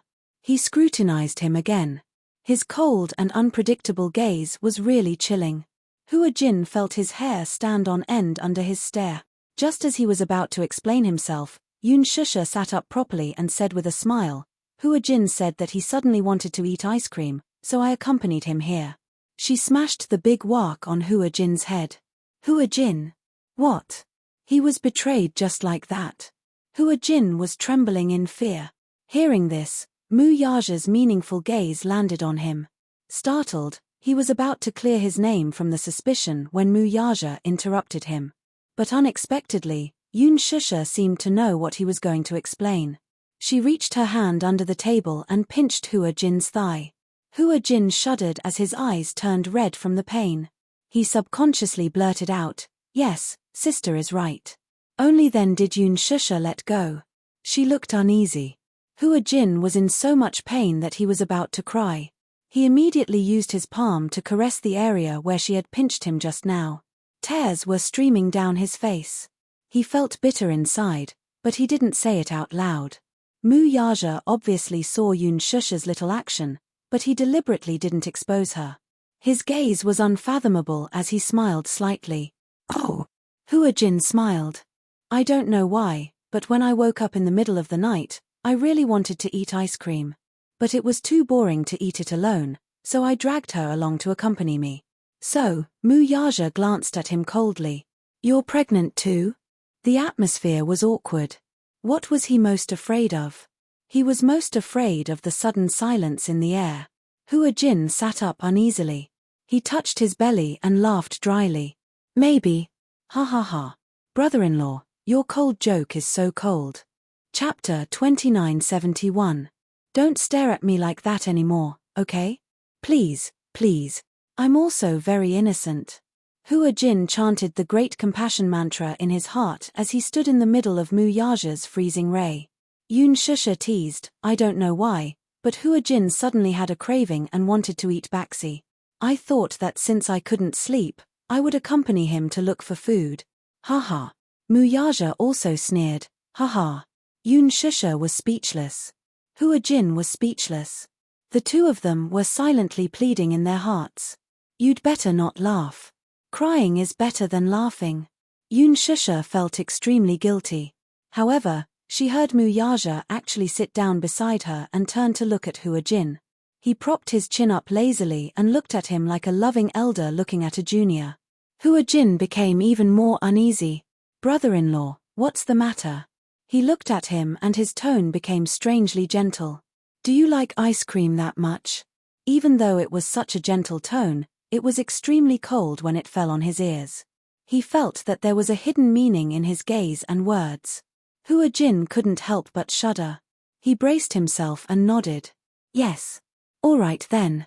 Mu Yaja suddenly stood up and left his seat. Hua Jin didn't care where he was going or what he was going to do. He nervously grabbed Yun Shusha's sleeve and asked with a sad face, Sister, I don't want to be the scapegoat. Brother-in-law is so cruel. Who knows how he'll teach me a lesson? He won't go to get a whip to whip me, right? That can't be. He won't do anything to you in public. Yun Shusha was also very nervous. She paused and quickly comforted him, saying, Don't worry, your brother-in-law is very gentle. He won't scold you or hit you. If he dares to hit you, I'll definitely stand in front of you. Really? Hua Jin was skeptical when he heard footsteps behind him. He turned around doubtfully and saw Mu Yaja holding 2 large buckets of baxi in his hands. He walked to his side and placed them in front of him. I'll treat you. Hua Jin froze. These 2 large boxes of 8 happiness contained 5 small boxes of 8 happiness. As Hua Jin stared blankly, Mu Yaja sat across from him and looked at him calmly. Let's eat. We'll buy more if it's not enough. It's my treat. Hua Jin showed a reluctant expression. That's not good, is it? Yun Shusha couldn't see, but she could hear Hua Jin's voice. It sounded like he was about to cry. Didn't you say you wanted to eat? Mu Yaja smiled deeply. If you don't eat, Hua Jin looked at him eagerly. Mu Yaja's voice turned cold. If you don't eat, don't blame me for being rude. Yun Shusha just sat by the side in a dignified manner. But what she didn't see was that Mu Yaja was sitting opposite Hua Jin, holding a bucket of baxi in one hand and a spoon in the other. He was tirelessly feeding large chunks of ice cream to Hua Jin. Hua Jin didn't dare to resist. Thinking of his threat, he felt that he should eat up baxi. Hence, he braced himself and took mouthful after mouthful of ice cream. Even though the weather was hot, his teeth were still chattering from the cold after one bucket. Mu Yaja opened another bucket casually and sent a mouthful of ice cream to his mouth. He ordered calmly, Eat. Woo, the corners of Hua Jin's eyes were twitching. After taking a mouthful, he felt unwell. Chapter 2972. Come, open your mouth. Mu Yaja raised the spoon. Brother-in-law, can I take it away if I can't finish it? He glanced at the ice cream in his hand and burped. His smile was uglier than his crying face. I'm almost full. Mu Yaja replied nonchalantly, If you can't finish it, then you'll have to bear the consequences. Hua Jin frowned. He wanted to cry but had no tears. Bear the consequences? What kind of bear the consequences? Mu Yaja replied proudly, Temph. What do you think? Okay, I'll eat it. Hua Jin looked like he was ready to die. How did it feel to finish 2 buckets and 2 boxes of 8 joys? One word to describe it, torture. After Hua Jin got into the car, he looked ahead. Mu Yaja had packed Yun Shusha into his personal car. He watched as he carefully buckled Yun Shusha's seatbelt, got into the driver's seat, started the car, and drove off. He couldn't take it anymore. He held his stomach and his face turned green. What the hell was this? This man was the #1 wife slave. This couple was really something. Instead of sleeping, They came to torment him in the middle of the night. In the end, why was he the one who got hurt? He was so innocent. In the car, Yoon Shusha nervously clutched her seatbelt as she gulped in trepidation. Hubby, Mu Yaja raised his eyebrows. What did you do to Hua Jin just now? Yoon Shusha asked worriedly. He sounded like he was in pain. How much ice cream did you feed him? Mu Yaja replied, all of it. Yoon Shusha asked, how much was all of it? Mu Yaja replied, 2 buckets and 2 boxes. Yoon Shusha shuddered. Just thinking about the feeling of eating so much ice cream didn't feel good, right? Suddenly, her obsession with ice cream was not as deep as before. She even felt a little nauseous. If she vomited, Mu Yaja's goal would be achieved. He asked, do you still want ice cream? Yoon Shusha hurriedly shook her head. I don't want to anymore. == B.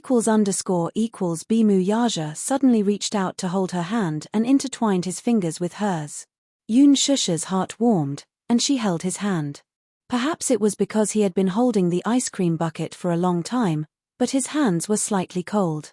He didn't say anything, but from this small detail, she immediately understood his unease and heartache. He was such an introverted man who kept everything in his heart.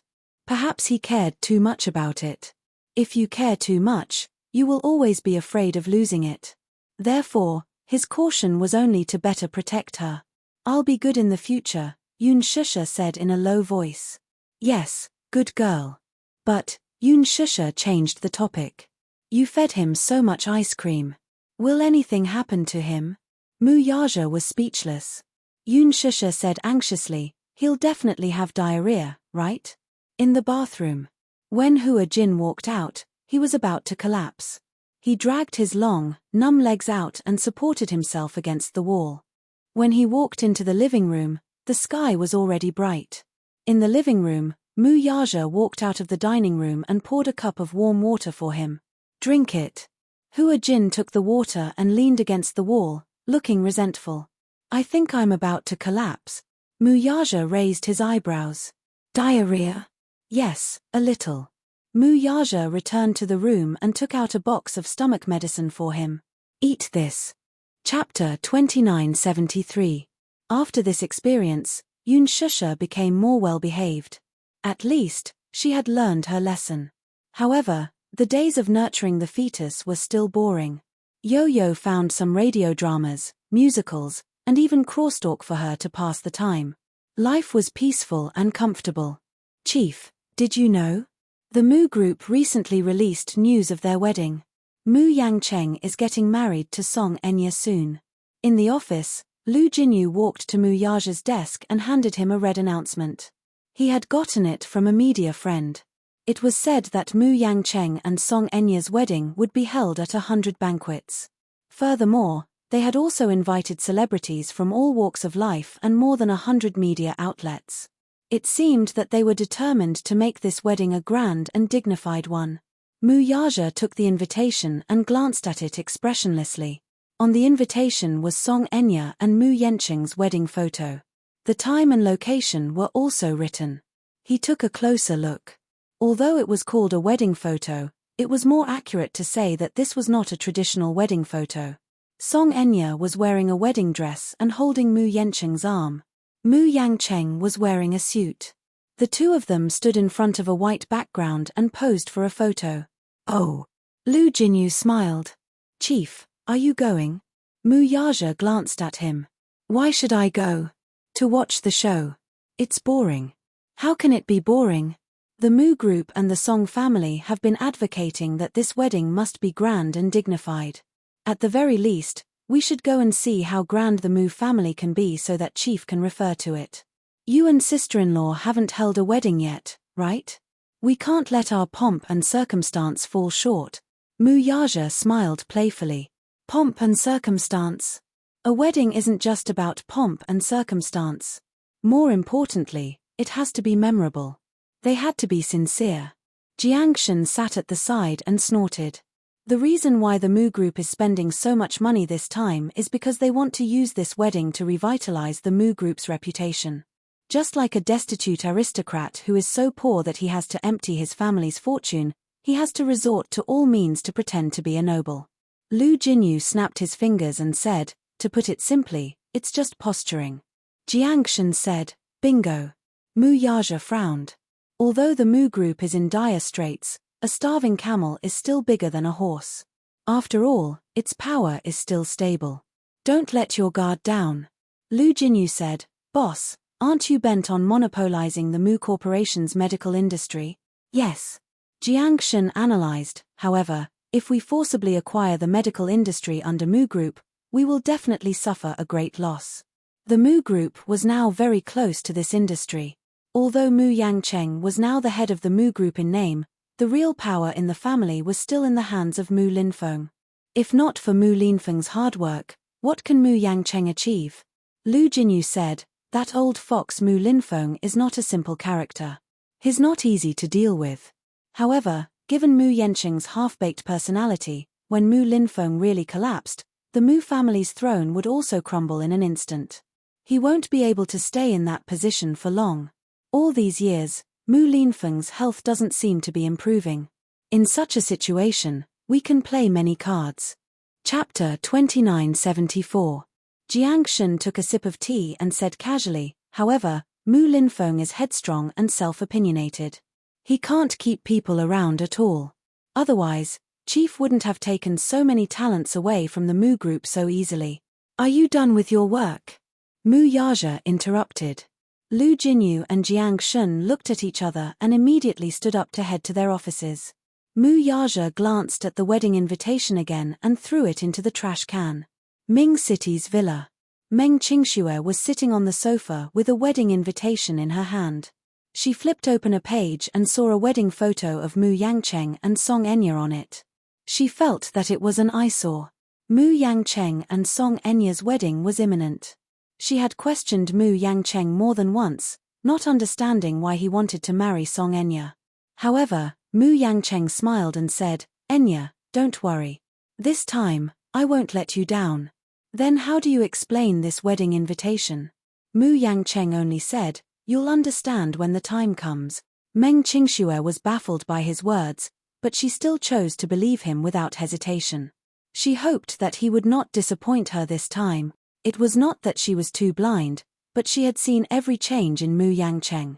Ever since they returned to the capital from Yang City, Mu Yangcheng had spent almost every night with her.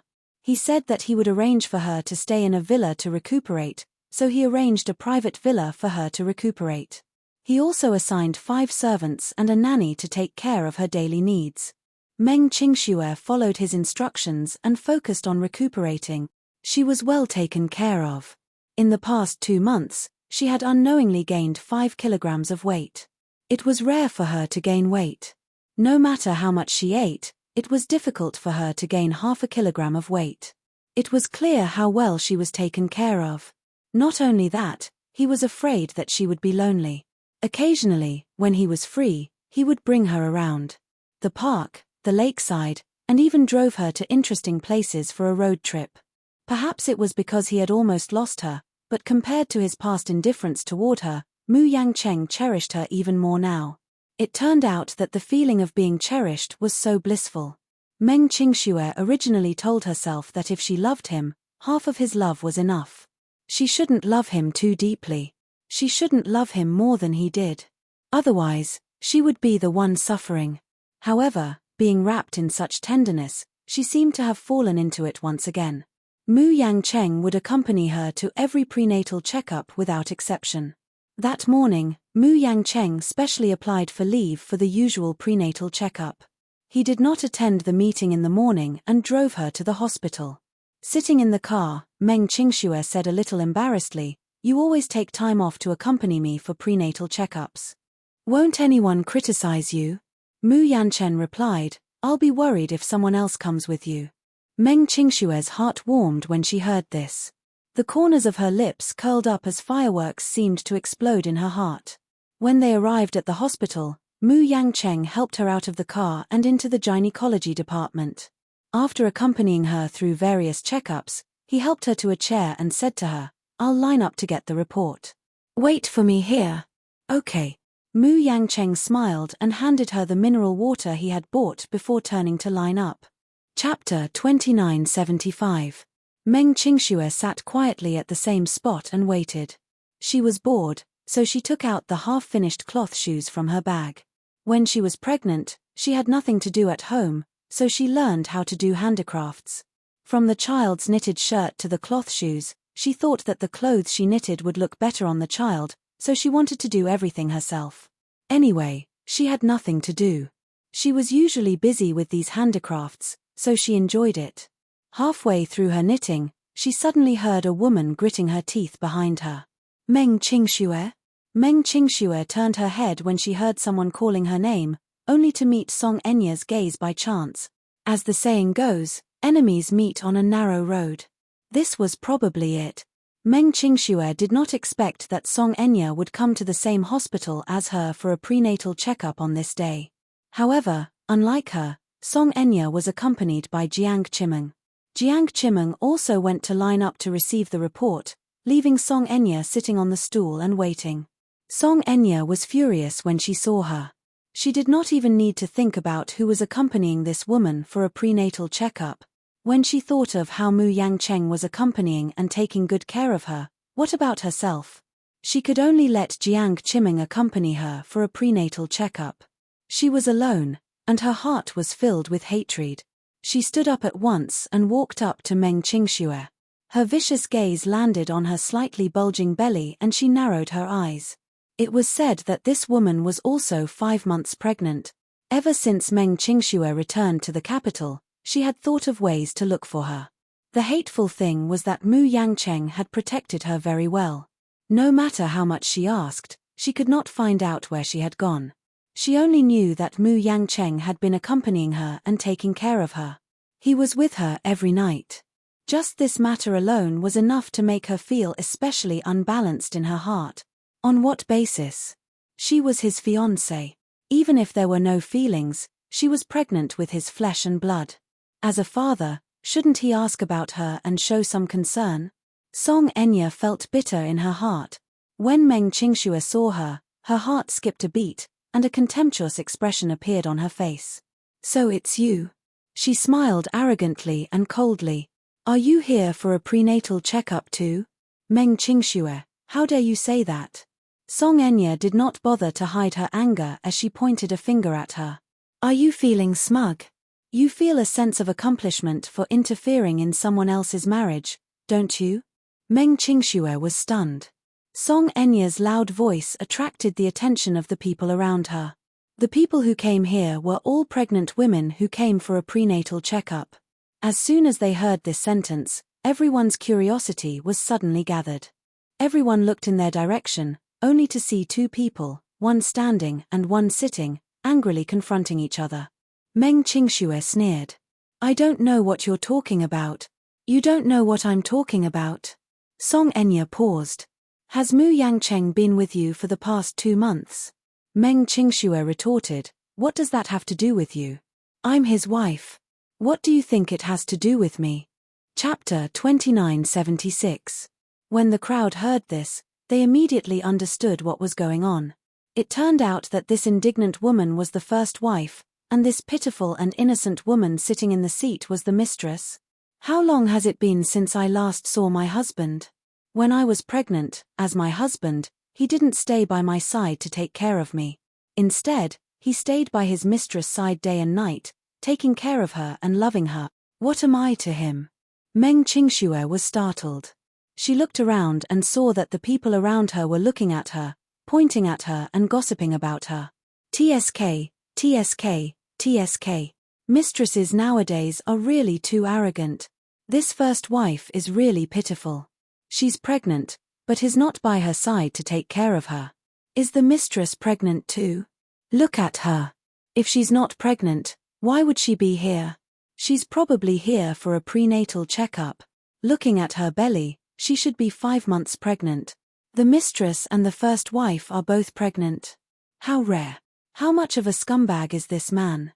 He actually made his wife and mistress pregnant at the same time. It's too disgusting. She bit her lower lip hard and glared at the Missy furiously. This woman was really vicious. She actually wanted to use public opinion to criticize and suppress her. Song Enya continued, "You guys don't know, right?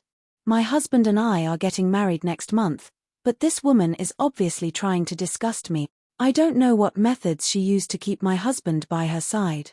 She must have whispered something into my husband's ear. It's been 2 months. My husband has never asked me a single question, nor has he ever come to see me or the child.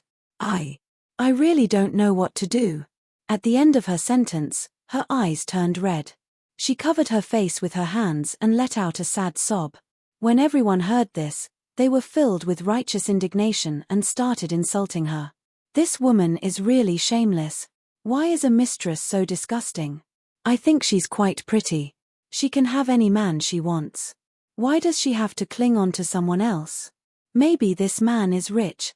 Isn't this the way of the world now? Any man with a little money is easy to become arrogant. He doesn't fall at home, but outside, he's arrogant. Just like the emperors of ancient times. A mistress is despicable, and a husband is even more despicable. It's better not to marry such a man." Song Enya wiped her tears and said, "There's nothing we can do even if we regret it. We already have a child. We can't let the child be born without a father, right? Yeah, that's a problem." Some of the older people couldn't stand it. They pointed at Meng Qingxue and said, "If you have a conscience, don't cling on to someone else's husband. As for the child in your belly, hurry up and abort it. What's hers is hers. Even if you snatch it away, can you still have a clear conscience?" Exactly. She was a good girl. Why did she interfere in someone else's marriage? You will suffer retribution for doing this. Meng Qingxue suddenly raised her head and said in a deep voice, "I'm not a mistress." Song Enya glared at her. "What did you say?" "I said," Meng Qingxue suddenly stood up and stood face to face with her. "I'm not a mistress. You are." When everyone heard this, they were shocked again. This situation could not help but become a little chaotic. Some people could not understand what was going on. Chapter 2977. Meng Qingxue sneered and looked straight at Song Enya as she said word by word, "Song Enya, you're the third party who came between Yang Cheng and me." "What did you say? Isn't that so?" Meng Qingxue said coldly, "I was the one who got together with Yang Cheng in the beginning." "What about you?" "Yes. I admit that you're going to marry him, but don't think that I don't know what tricks you use." Song Enya's face turned pale as she said, "Don't spout nonsense. Who are you calling a third party?" "You." Meng Qingxue's eyes were cold as she thought to herself, "Are we competing in acting? Song Enya, you've been scheming against me all this while. You've been pressuring me step by step and using underhanded means to harm me. You've even threatened my unborn child. You're vicious and merciless, but I won't back down anymore." At the thought of this, Meng Qingxue smiled coldly and straightened her back, giving off a feeling that she would not tolerate any violation or blasphemy. She looked around and said, "Even if you want to be the righteous ones, you have to get to the bottom of the matter before you blame others. Do you really believe what she said? Do you know how the child in her stomach came about?" Before Song Enya could say anything, Meng Qingxue continued, "Yes, I admit that Yang Cheng is your fiancé now, but Yang Cheng originally belonged to me. The person he loves is me, and the child in my stomach is different from the child in your stomach. The child in my stomach was given to me by Yang Cheng, but the child in your belly was stolen by you." "What?" Everyone was shocked when they heard this. How could the child in her stomach be stolen? "What do you mean? How could the child be stolen? I don't understand." Song Enya immediately understood what she was going to say. She was so angry that her entire body trembled. "Shut up. Why? Miss Song, are you feeling guilty now? Don't you want everyone to be the judge for you? Why don't you tell us how the child in your stomach came about? So that everyone can judge who is right and who is wrong." "Shut up." Song Enya barked. Meng Qingxue smiled, but did not take her warning seriously. She turned around and said to everyone, "You don't know, right? The woman standing before you is the mayor's daughter, Song Enya." Song Enya. "Ah. I read in the newspapers that our mayor, Song Zhanghua, has a total of 3 children. The second daughter is called Song Enya. I heard that she came from a prestigious school and is highly educated. She also has outstanding looks. So it's the mayor's daughter. Meng Qingxue continued, the child in her belly is a test tube baby conceived through artificial insemination. As for where did this sperm come from? She stole it from the sperm bank. As soon as he finished speaking, the crowd went into an uproar.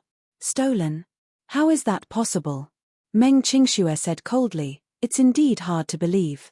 She comes from a prestigious family and is the mayor's woman. She's talented and beautiful.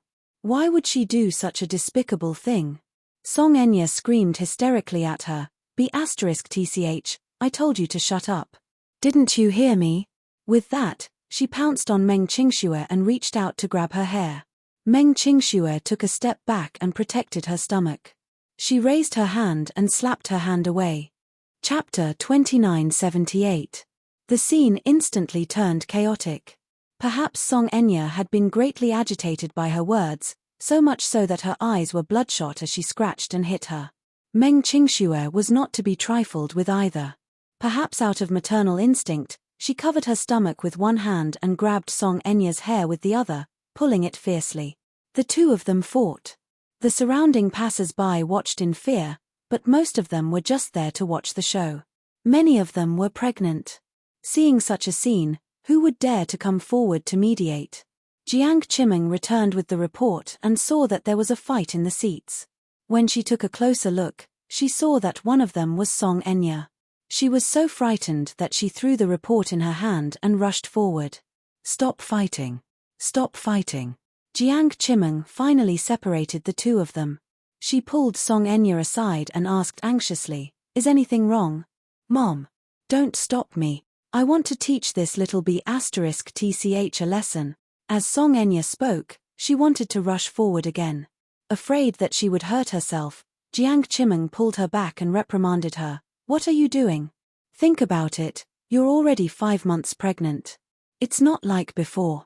Even if you don't think for yourself, you should think for the child in your stomach. How can you be so willful? Song Enya turned her head and stretched out her hand with a ferocious expression. With reddened eyes, she pointed at Meng Qingxue, who was standing 2 meters away with a guarded look on her face. She cried, Mom. She's Meng Qingxue. She's that B*tch. For the past 2 months, Mu Yangcheng hasn't cared about me and has always been by her side. How can I not be angry? She even said that I'm a third party. Mom, how can I not be angry? Alright, be careful. Don't affect the baby. She was busy calming her emotions when she suddenly reacted and glared at her in surprise. What did you say? She's that Meng Qingxue? Jiang Qimeng turned her head and stared fixedly at Meng Qingxue. Her gaze was as sharp as a knife as it pierced her. Are you Meng Qingxue? Meng Qingxue glanced at the woman. Based on their earlier conversation, she could roughly guess her identity. She was Song Enya's mother. She covered her lower abdomen with one hand and was on full alert. Where is Mu Yanchen? Jiang Qimeng yelled, where is he? His fiancée is already 5 months pregnant, but he doesn't care about her at all. He only cares about you, you B*tch. Meng Qingxue said angrily, I'm not a bitch. Auntie, please show some respect when you speak. As the mayor's wife, you don't have any manners at all. Jiang Qimeng was stunned. She looked around and saw many people pointing in their direction. Only then did she realize that they were in public, and she indeed had to be careful. Thinking of this, she walked towards Meng Qingxue and said, come with me, I have something to talk to you about. Seeing her glaring at her, Meng Qingxue quickly shook her head. I won't go with you. I want to stay here and wait for Yanchen. I told you to come with us. Did you hear me? Jiang Qimeng's tone became sharper. This is our private matter. There's no need to talk about it in public.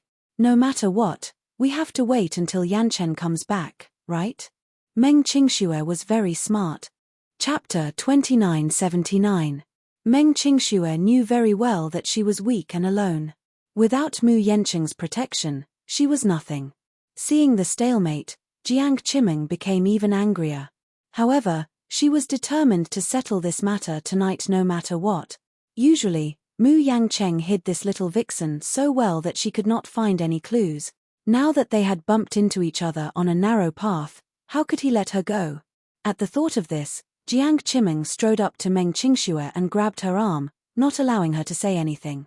Little b****, I'm telling you, no matter what, you have to leave with me today. We have to settle the score between you and Enya. I'm not leaving. Come with me. Amid the tussle between the two, Mu Yangcheng returned with the report in his hand. He caught sight of a group of people surrounding them with Song Enya and Jiang Qimeng standing in the middle. When he saw Jiang Qimeng tugging at Meng Qingshue's arm with all her might, he immediately rushed up and threw Jiang Qimeng aside. He stood in front of Meng Qingxue to protect her and swept a cold glance at them. What are you doing? When Song Enya saw him, she was even angrier. When she saw him standing on Meng Qingshue's side without a second thought, she felt even more embarrassed and could not tell right from wrong. Mu Yangcheng, what do you mean by this? Please be clear about who your fiancé is. It's not her. It's me. The person you're marrying is also me. Song Enya yelled at him at the top of her lungs. What do you mean by this? What does she mean by this? When Jiang Qimeng saw him, her attitude softened a little. She sighed and said, Yang Cheng, you and Enya are getting married next month. Now that you're circling around this woman, what position do you place Enya in? Back then, I wasn't the one who insisted on marrying your daughter. When Mu Yangcheng recalled how the mother-daughter pair had been eyeing Meng Qingxue covetously earlier, he could not help but feel angry. He said coldly, I clearly don't have any feelings for your daughter. She's the one who wants to marry me. I told her back then that I can marry her, but she has no right to interfere in my private affairs. This is a treaty, and I made it very clear. You're having an affair. Song Enya accused, logically speaking, this shouldn't exist. Mu Yangcheng could not help reminding her, Song Enya, we're not married yet. But our wedding is next month. Song Enya fumed. Why? All I want is a loyal marriage and a loving husband, can't I get it? Do you have the right to do that? He paused for a moment before adding, if you don't want this disloyal marriage, you can call it off at any time. I don't mind. Mind? Song Enya looked at him in disbelief. She could not believe that he would say such a thing. For a moment, countless fragmented scenes flashed through her mind. She had worked so hard to get what she wanted, but in the end, she did not get anything. She had racked her brains to get Muyaja. She did not hesitate to go through extreme pain and bear all the humiliation to get pregnant with Muyaja's child so that she could marry him. In the end, she realized that she was the one who was being played. Chapter 2980. In the end, what happened?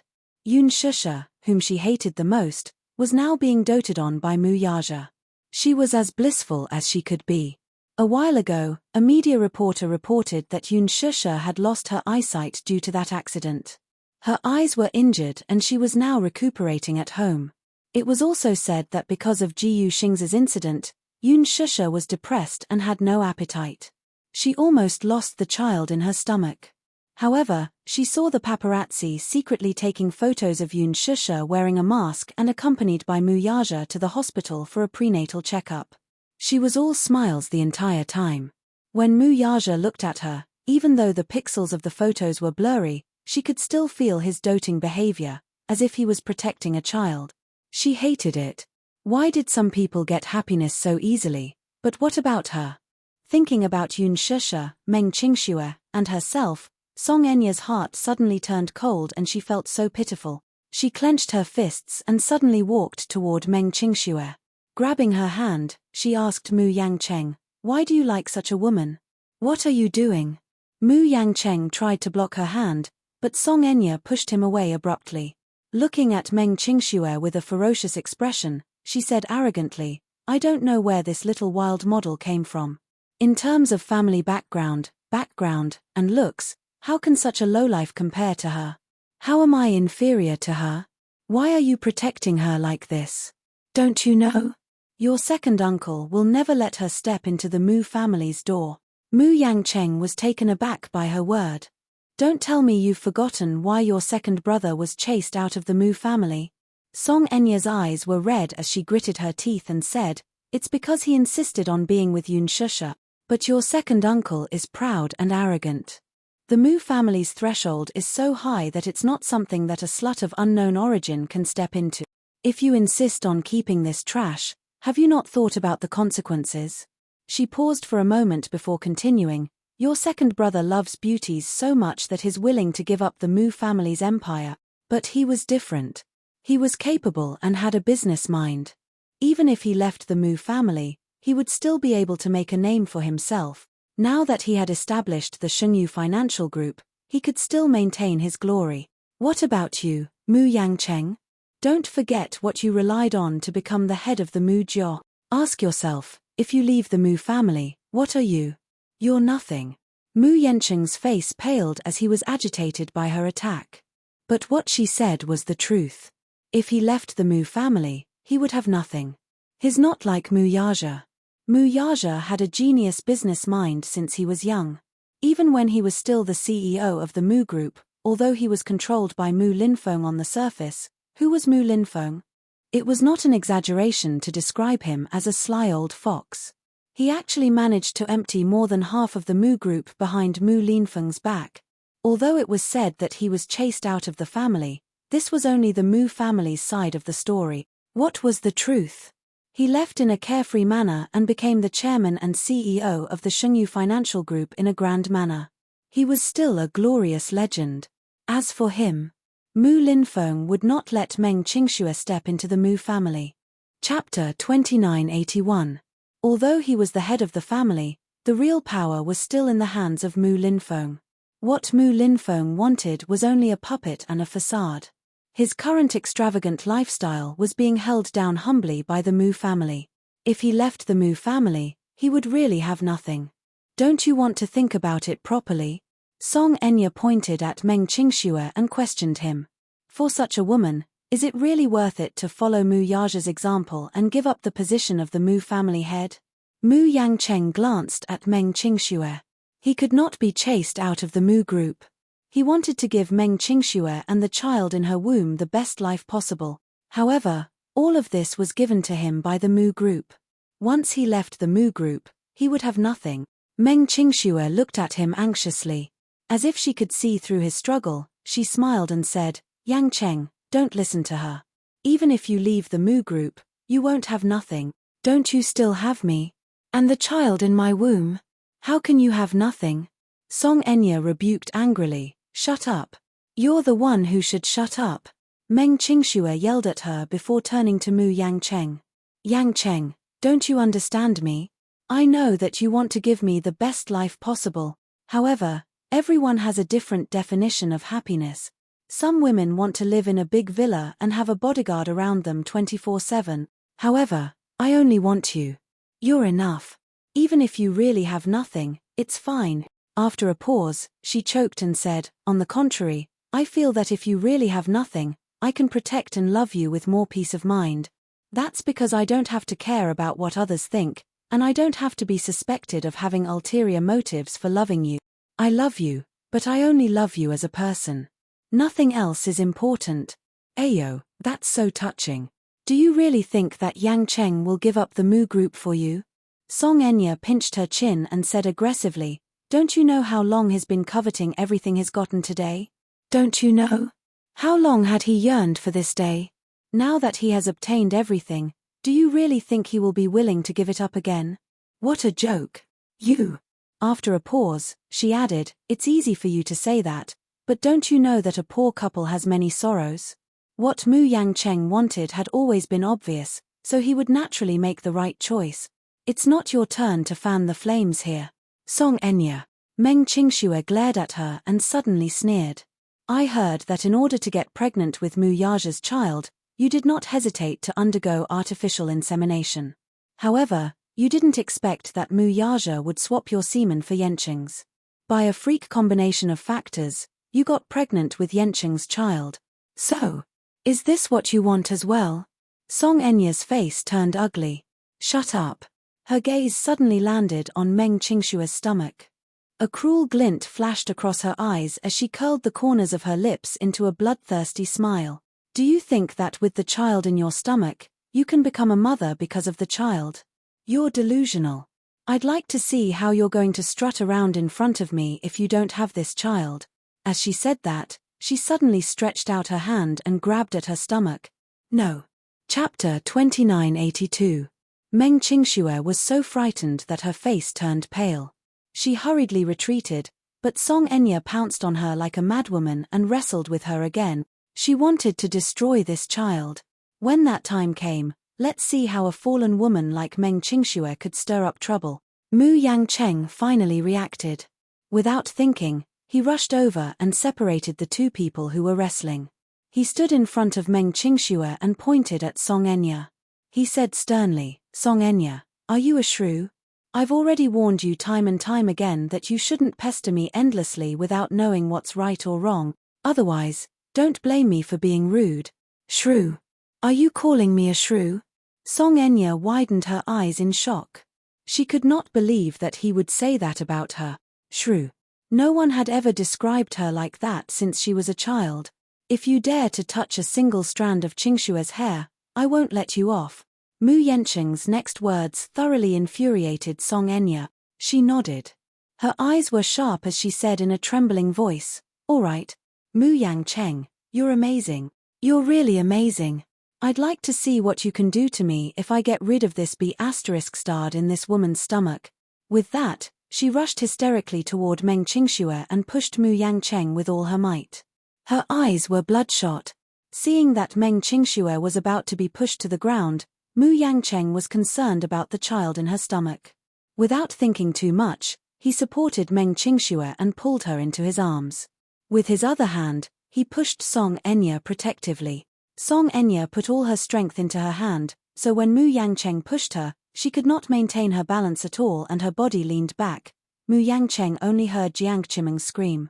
The next second, he heard the sound of something falling heavily to the ground.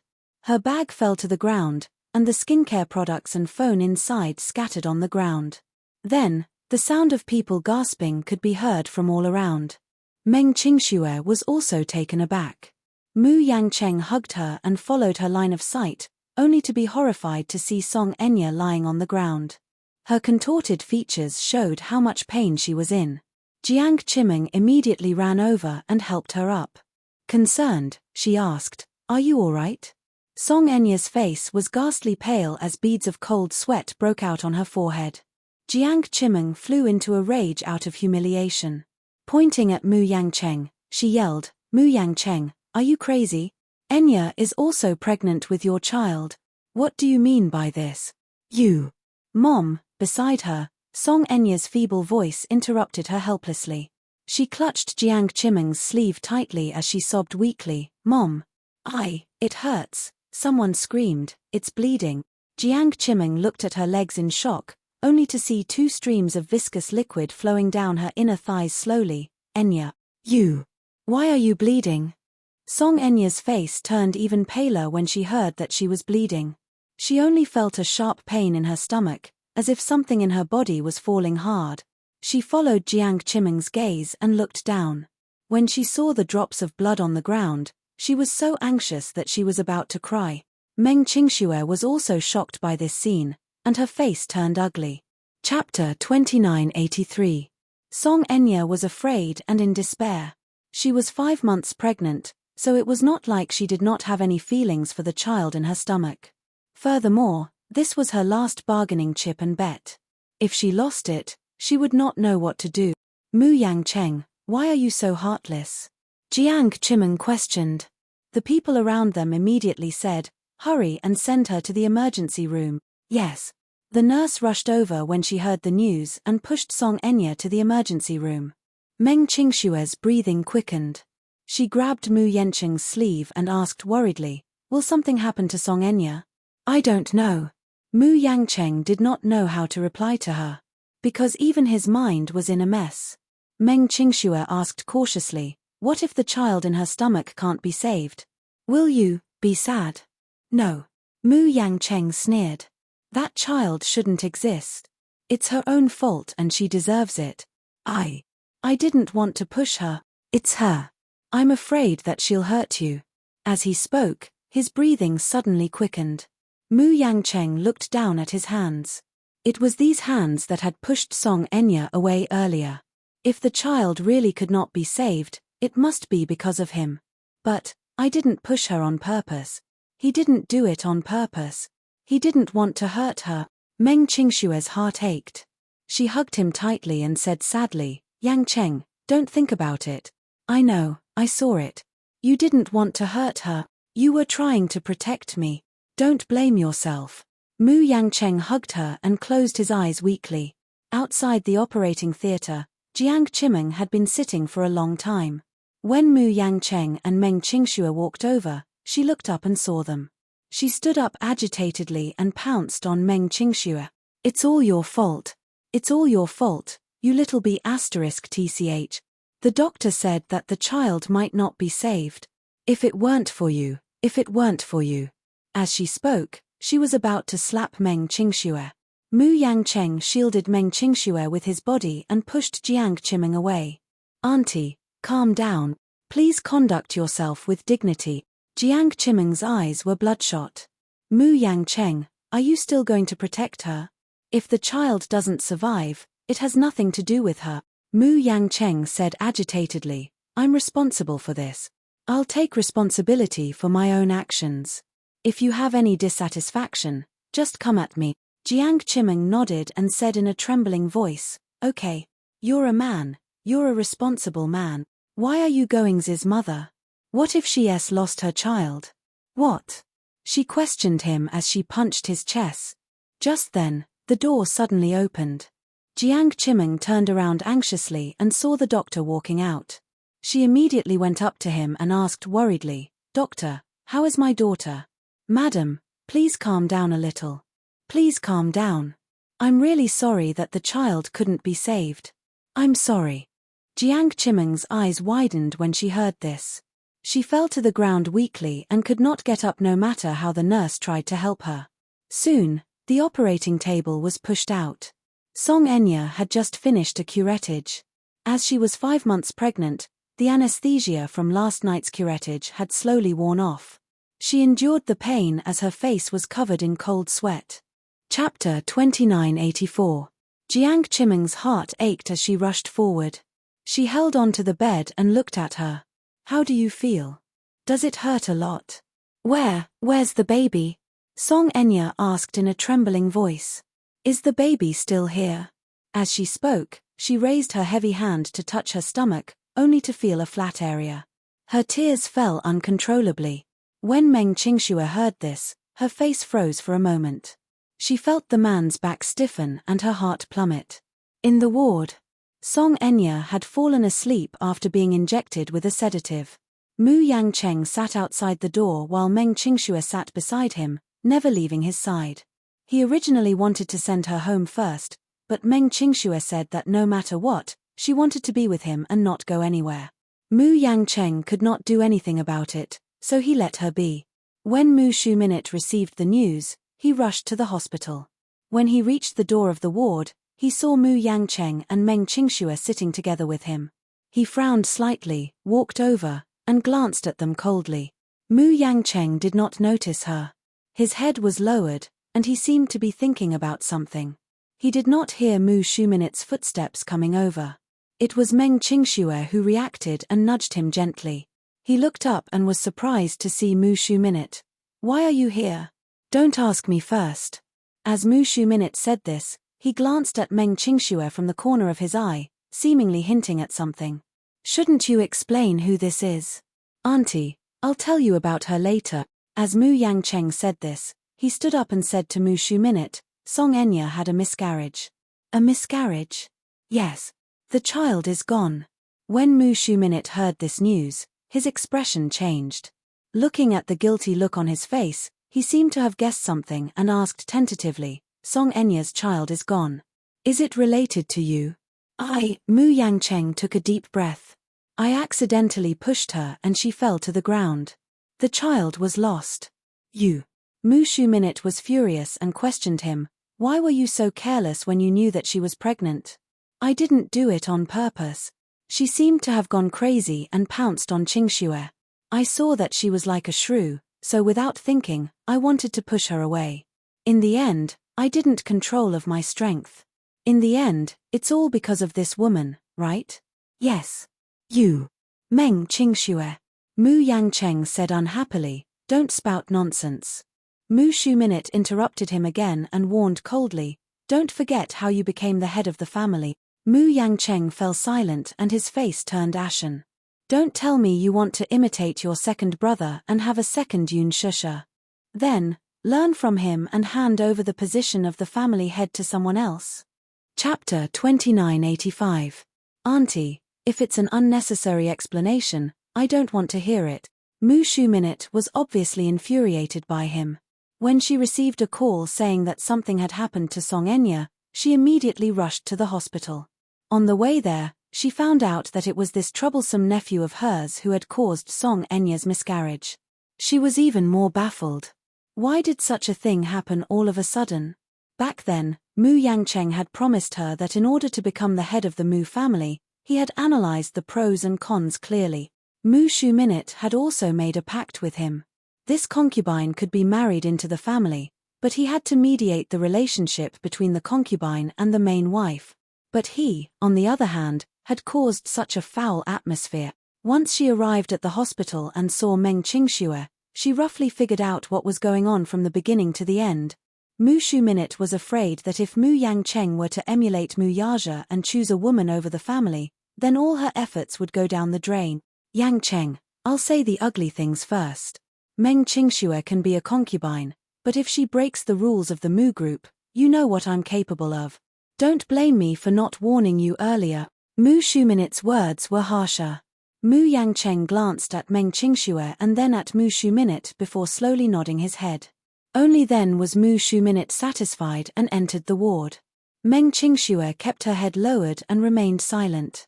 Her mind kept replaying Mu Shuminit's words. She had a feeling that this woman's methods were extremely ruthless. She could not help but worry. It was not easy for her to win Mu Yangcheng's heart. Would he waver again because of Mu Shuminit's words? Mu Shuminit walked into the ward, straightened her face, and walked to the bed with a worried look. Is that Lass Enya all right? When Jiang Chimeng saw her, she finally had a place to vent her grievances, so she cried and complained to her. She recounted everything that had happened. Jiang Chimeng cried and complained, our Enya is from a prestigious family, after all. Is it wrong for Yangcheng to marry our Enya? But his great Enya hasn't married into the family yet, and he already can't wait to get a mistress. It's not that the Songs don't know the rules of the Mu group, but a concubine should at least wait until Enya is married, right? She hasn't married into the family yet, and she's already here. What will happen after she's married? Then wouldn't little 4 and little 5 have to stand in a row? Mu Shuminit, you're right. Is there any reason? On the surface, Mu Shuminit remained calm and expressed her understanding, but in her heart, she thought to herself, this Mu Yangcheng marrying Enya might not be aggrieved, but he won't get anything out of it either.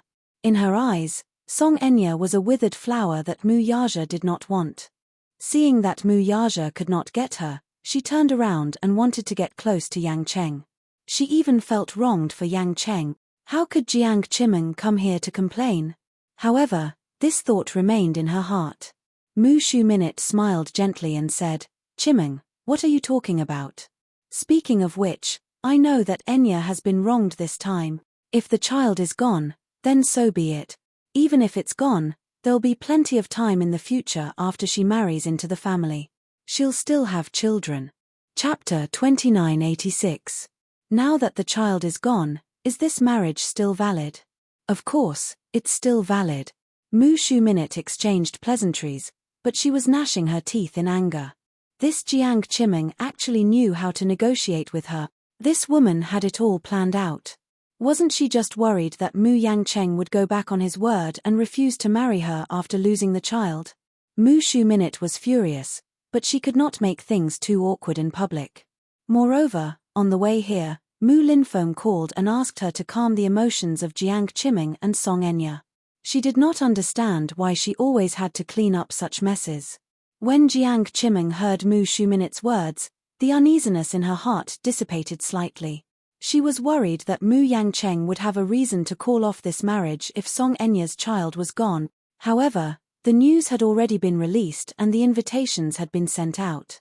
If they were to announce halfway through that the marriage was not going to happen, Wouldn't it be a huge embarrassment for the Song family? She did not know how to explain this matter to Song Zhenghua. If he found out that the child was gone, wouldn't he blame her for not taking good care of his daughter? She would not be able to clear her name even if she jumped into the Yellow River. Mu Shuminit sat in the ward for a while. After a while, she made a call and took the initiative to summon the hospital's director over, instructing him to take good care of Song Enya. This hospital was also one of the Mu Group's businesses, so the hospital naturally obeyed her instructions. After giving her instructions, Mu Shuminit left the ward. Mu Yangcheng and Meng Qingxue were still sitting at the door. Before she left, she glanced at Mu Yangcheng and then at Meng Qingxue and said indifferently, "I think you're out of your mind. You caused such a thing for a little b*tch. I'll give you time to weigh the pros and cons in your heart. Yangcheng, the Mu Group doesn't need you. However, you're nothing without the Mu Group. You'd better cut ties with this little b*tch as soon as possible." With that, Mu Shuminit left without looking back. Meng Qingxue felt that all of these words were extremely harsh to her ears. This Mu Shuminit was really too arrogant. What right did she have to insult her like this? Meng Qingxue looked at Mu Yangcheng aggrievedly, only to see him sitting there with a pale face. His eyes were dark and gloomy, as if he was contemplating something or hesitating about something. She couldn't help but feel uneasy. She opened her mouth to speak, but before she could do so, Mu Yangcheng suddenly stood up with a livid expression and left in a hurry. Meng Qingxue couldn't care about anything else. She quickly stood up and chased after him. Yangteng! Yangteng! Mu Yangcheng walked to the entrance of the hospital without a word. When he raised his head and saw the glaring sunlight, an inexplicable sense of humiliation rose in his heart.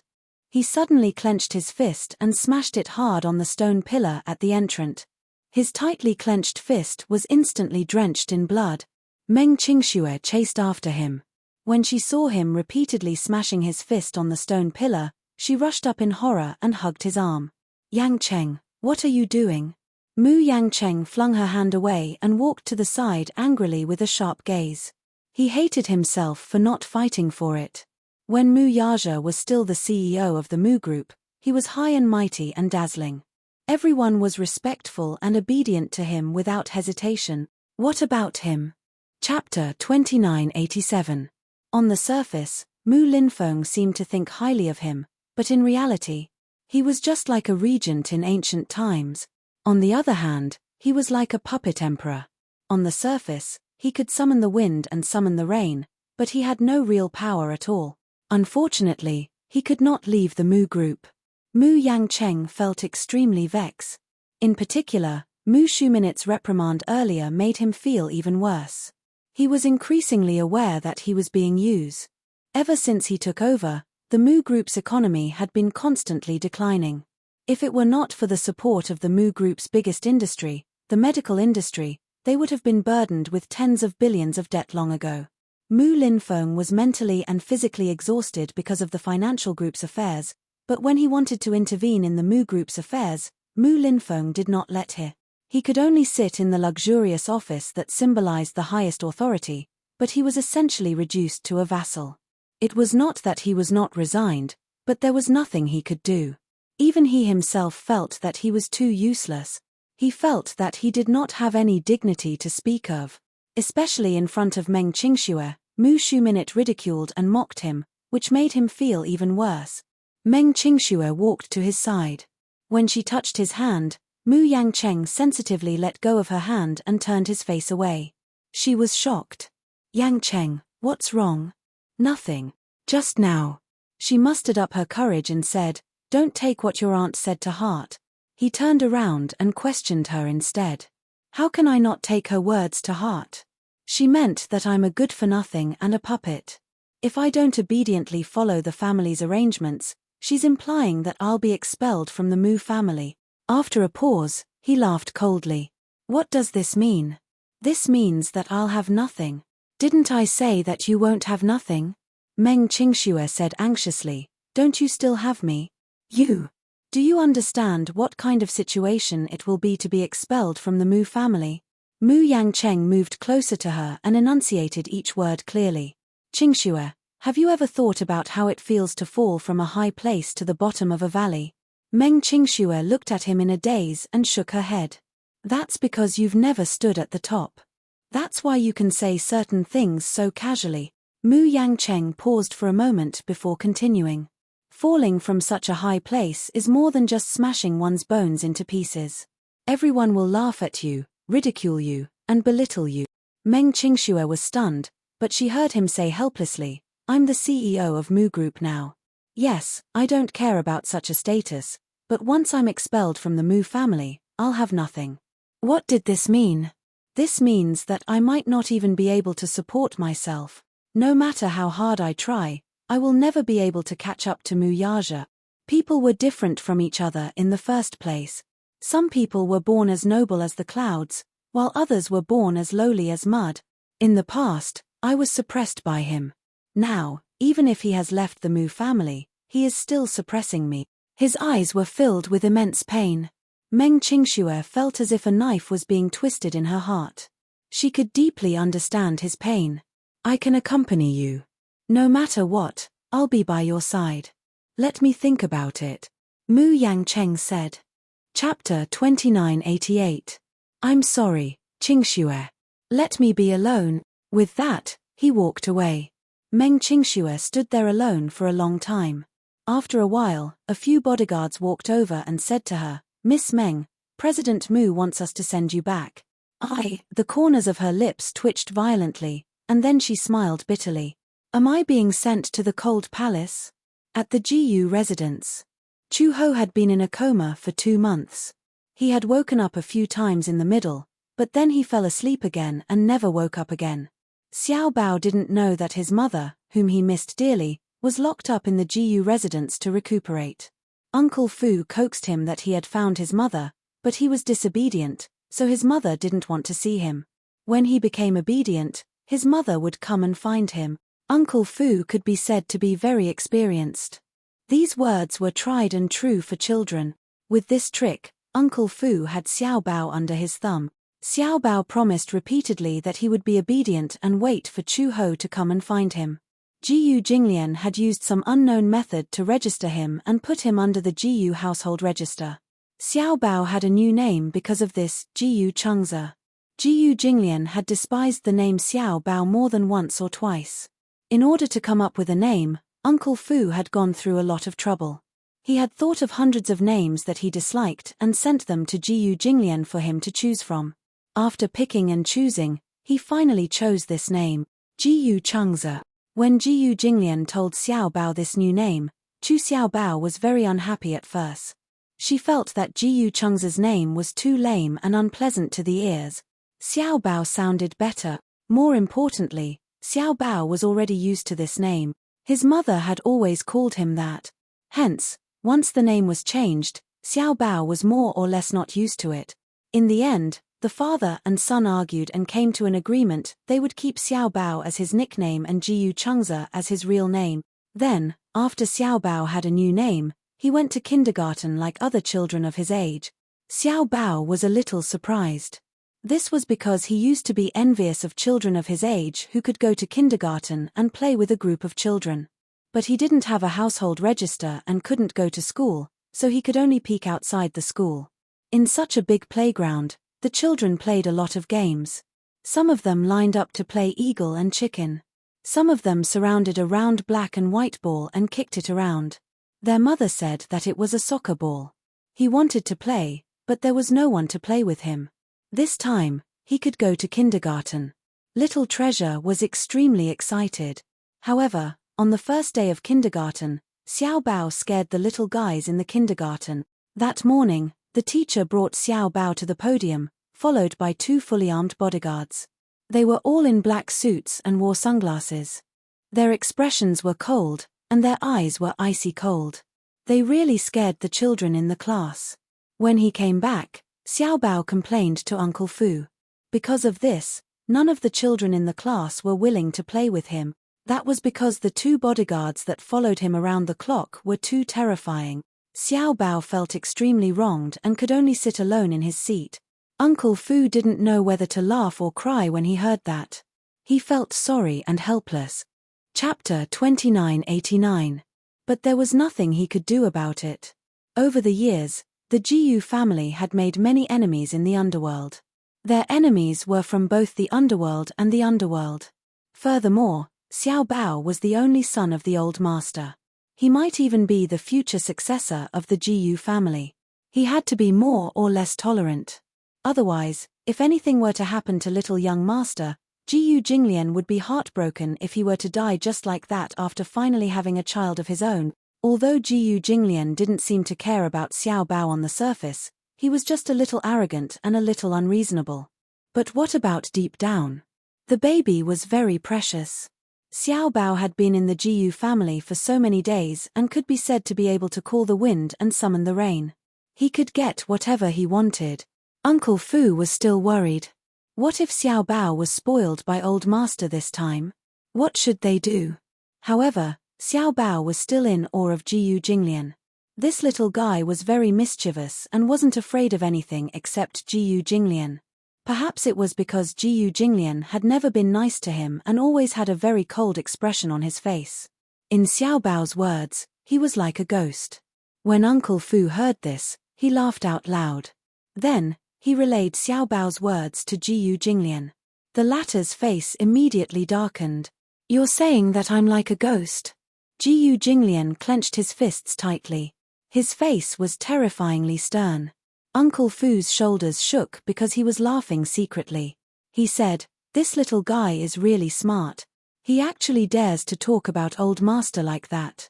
Don't let him be spoiled," Jiyu Jinglian said. Uncle Fu agreed on the surface, but in his heart, he thought, when it comes to spoiling, old master, you're the one who spoils the most. Jiyu Jinglian asked again, "Is that woman awake yet?" Upon hearing this, Uncle Fu naturally knew who Jiyu Jinglian was referring to. "Hence," he said, "she hasn't woken up yet. The doctor said that his vitality was greatly damaged, and the damage to his body was too severe. He needs a long time to recuperate.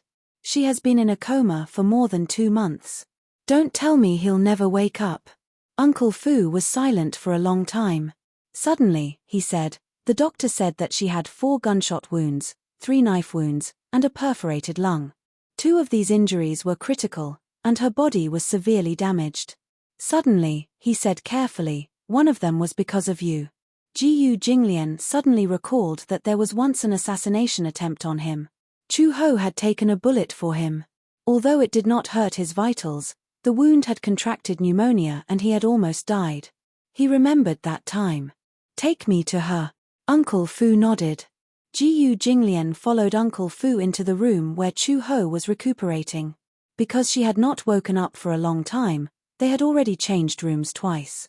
However, the maid saw that she was well taken care of. Even though she had not woken up, her clothes were clean, and even her nails were neatly trimmed. Chu Ho lay quietly on the bed. There was no sign of life on her sickly pale face. If it were not for her heartbeat, no one would think that she was alive. After 2 months of recuperation and relying only on the nutrient solution to maintain her vital signs, she had obviously lost a lot of weight. She was so thin that her wrists were so thin that they could be held easily. Her oval-shaped face, which was originally the size of a palm, had become even thinner. With her black hair as a backdrop, her face looked even paler. Jiyu Jinglian walked to the bedside and stopped. He looked at her silently and frowned slightly. "Why are you so thin?" Chapter 2990. Uncle Fu explained, "Old master, she hasn't eaten for more than 2 months. She has been relying on the nutrient solution to sustain herself." Jiyu Jinglian's expression changed slightly. "I know." Suddenly, he asked seriously, "Will she wake up?" "Of course she will." "Oh," Jiyu Jinglian replied and smirked. "I thought she was in a vegetative state." Uncle Fu broke out in a cold sweat.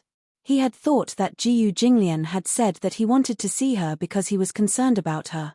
Who would have thought that this cold and heartless old master was here to see if she was dead?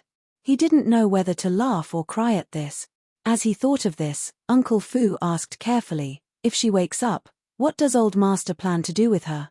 If she wasn't Chang'e's biological mother, she wouldn't have survived until now." Jiyu Jinglian paused. When he thought of Jiyu Chang'e, His expression changed. In fact, if Chu Ho wasn't Xiao Bao's mother, if he didn't have scruples about killing this woman, Chu Xiao Bao would definitely be heartbroken. Moreover, a child at such a young age would definitely not be able to accept such a fact. If his personality changed drastically, the situation would be difficult to deal with. It was even harder to imagine how much the child would hate him if he knew the truth one day. He used to hate children, but perhaps it was because his blood flowed in this child's veins, coupled with his mischievous nature. He added a lot of joy to his boring life, and brought a lot of laughter to the dull Jiyu family. Therefore, he decided to keep this child. As long as he doesn't cause any trouble for the child's custody, he can stay in the Jiyu family. Jiyu Jinglian paused and glanced at him. Why? Do you pity him? This girl is still so young. I heard that she was the second in command of the Interpol in her early years.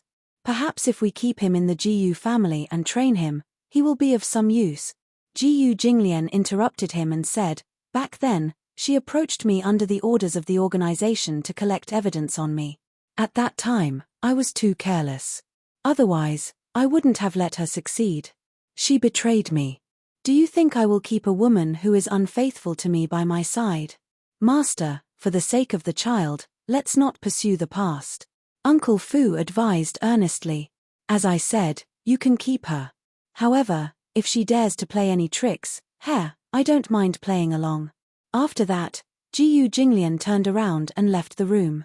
Uncle Fu glanced at the person on the bed and immediately followed suit. After the door was closed, the eyelids of the person on the bed suddenly moved. His little finger twitched a few times, and his eyes suddenly opened. Chu Ho opened his eyes. After a long period of darkness, once he came into contact with light, he couldn't help but feel a little irritated. She immediately closed her eyes again, but Jiyu Jinglian's words still echoed in her ears. Jiyu Jinglian, she gritted her teeth as she silently muttered this name, her gaze suddenly becoming extremely sharp. The name Red Lotus was derived from the word lotus. He was a lotus. This was also the reason why Jiyu Jinglian had kept her by his side in the past. Jiyu Jinglian, this man. She had seen countless people, but she had never seen such a cold man before. Uncle Fu, Uncle Fu. A servant hurriedly found Uncle Fu. Uncle Fu saw that she was in a hurry, panting and gesticulating as if she wanted to express something. He frowned and asked, "What's the matter?" "Uncle Fu, she's awake." Chapter 2991. Who is it? Red Lotus. Uncle Fu's eyes lit up and he immediately went to the room. When he opened the door, he saw Chu Ho sitting quietly on the bed. The servant was trying to persuade her, but she treated her as air. She held on to the bedside table with a determined gaze. "What's the matter?" Uncle Fu walked over and looked at her. He then looked at the servant with a puzzled gaze. "Uncle Fu, she just woke up." The doctor told her not to move around, but she insisted on getting out of bed and walking around. Uncle Fu heard this and thought it was something serious. "She's been lying down for so long. She should walk around." The servant stopped talking. Uncle Fu walked over and smiled at her. "Miss, you're finally awake. You have to know that you have been lying in bed for 2 months. Red Lotus glanced at him and opened her mouth. Just as she was about to speak, Uncle Fu seemed to have guessed what she was going to say and immediately said, "Don't worry. I know what you're worried about. Xiao Bao is fine. He went to school and I'm afraid he's not back yet." "School?" She looked even more puzzled. Xiao Bao has already been registered. He's starting kindergarten like the other children his age. Uncle Fu continued, "This little guy was so happy when he heard that he could go to school. After all, children at this age are the most playful. How lonely would it be if he didn't have any friends?" When Chu Ho heard this, her originally cold face softened a little. Her gaze was filled with gratitude as she softly said, "Thank you." She could tell that this Uncle Fu took good care of Xiao Bao. More importantly, she didn't know if it was because of his age, but Uncle Fu gave off a very kind feeling. It was hard to imagine that he and that cold and cruel man had a master-servant relationship. As long as it was someone who was really good to Xiao Bao, she would feel grateful. Chu Ho said, "I want to get out of bed and walk around." Because she had been lying down for so long and had not moved for such a long time, the function of her limbs had obviously deteriorated. She knew very well that she needed to undergo rehabilitation immediately. When Uncle Fu heard this, he immediately said, "Don't be in a hurry to get out of bed and walk around. You've just woken up, and your body hasn't adapted yet. Besides, you haven't eaten for more than 2 months. Why don't you eat something first? Otherwise, if you insist on getting out of bed, I'm afraid you'll have low blood sugar." Chu-ho smiled gratefully. Okay. Only then did Uncle Fu smile with satisfaction. He turned his head and ordered, "Tell the kitchen to prepare some porridge and side dishes." All right. 10 minutes later, the servant brought in millet porridge and some delicious side dishes. Fearing that her stomach couldn't take it, she didn't eat anything for the time being. Instead, she prepared coarse grain porridge. Chu-ho was touched by Uncle Fu's attentiveness. Whether a person truly cared about someone could be seen from the details. Chu-ho picked up the chopsticks with trembling hands and clenched them tightly. He began to eat slowly. Uncle Fu looked at her and felt pity for her. He didn't know why, but this woman used to be enemies with the Jiyu family. But he didn't know why. Was it because she was Xiao Bao's mother, and because he loved her, he wanted to treat her well? Or was it because his heart ached for her? How could a woman get hurt in order to survive in this world? Especially when he saw her trying hard to hold the chopsticks and slowly swallow, this feeling of heartache became even more obvious. Is it hot? Chu-ho shook her head slowly. Uncle Fu smiled and sat by the bed. He chatted with her about Xiao Bao's recent situation. Chapter 2992. As long as it was about Xiao Bao, even if it was an interesting anecdote that happened while eating or sleeping, she didn't want to miss it. After she finished eating and put down her chopsticks, Chu-ho looked at him. She suddenly frowned and said, "Uncle Fu, if I recover, can I take Xiao Bao away from here?" Uncle Fu heard this and was stunned for a long time. He asked her back, "Isn't it good to let Xiao Bao stay in the Jiyu family?" Chu-ho's knuckles couldn't help but clench. She bit her lip and took a deep breath. "If it's that man, I don't want to." Uncle Fu didn't understand. Why? Because he's a Jiyu Jinglian. If she let Xiao Bao stay in the Jiyu family, she was worried that when Xiao Bao grew up, he would also become such a cold man. Uncle Fu heard this and said tactfully, "Chu-ho, you seem to have some misunderstanding about our old master." Misunderstanding? What misunderstanding? Old master is actually not that scary. Uncle Fu smiled and said, "Old master is actually a very gentle person." Suddenly, there was a knock on the door. Uncle Fu frowned and walked to the door. A subordinate dressed in black stood at the door, his face covered in cold sweat. "Uncle Fu, what do we do?" "Something happened." "What happened?" Uncle Fu said impatiently, "Spit it out. Is Dr. Cheng here?" Dr. Cheng was the Jiyu family's private doctor. Uncle Fu raised his eyebrows and asked curiously, "Why are you looking for Dr. Cheng?" "Ye accidentally spilled Old Master's tea and Old Master broke his leg. He wants Dr. Cheng to hurry over and take a look." Uncle Fu was speechless. This was indeed Old Master's style. But wasn't this a little too fast? He had just finished speaking. "Old Master, oh Old Master, why are you so worrisome?" How was he supposed to smooth things over? He turned his head around awkwardly, only to see Chu-ho looking at him silently. Chu-ho's gaze was even more thoughtful. Uncle Fu immediately reprimanded, "Do you have to look for me for such a small matter? Don't you know how to call Dr. Cheng? I can't get through to Dr. Cheng's phone, then call his assistant." After being scolded like this, the subordinate immediately nodded. Uncle Fu closed the door and turned around. He smiled awkwardly and walked over to Chu-ho's bedside. However, he heard Chu-ho say, "A gentle person? The new subordinate doesn't know how to do things." Ha ha. Uncle Fu wiped off his cold sweat. Suddenly, he straightened his face and said guiltily, "Master just has a bad temper." "Just a bad temper?" Chu-ho continued coldly, "If Xiao Bao were to stay in the Jiyu family and be influenced by him, wouldn't he grow up to be as violent and cold-blooded as him?" Uncle Fu was speechless. "Xiao Bao is a very kind child." Chu-ho continued, If he were to stay in the GU family and be influenced by others, he would definitely become an insensitive person when he grows up. Cold sweat trickled down Uncle Fu's back. Miss, so what do you mean? I want to take Xiao Bao away from here. Old master won't agree. Chu Ho retorted, do I need to follow his opinion? Old master is also Xiao Bao's biological father, isn't he? Chu Ho was stunned. Chapter 2993.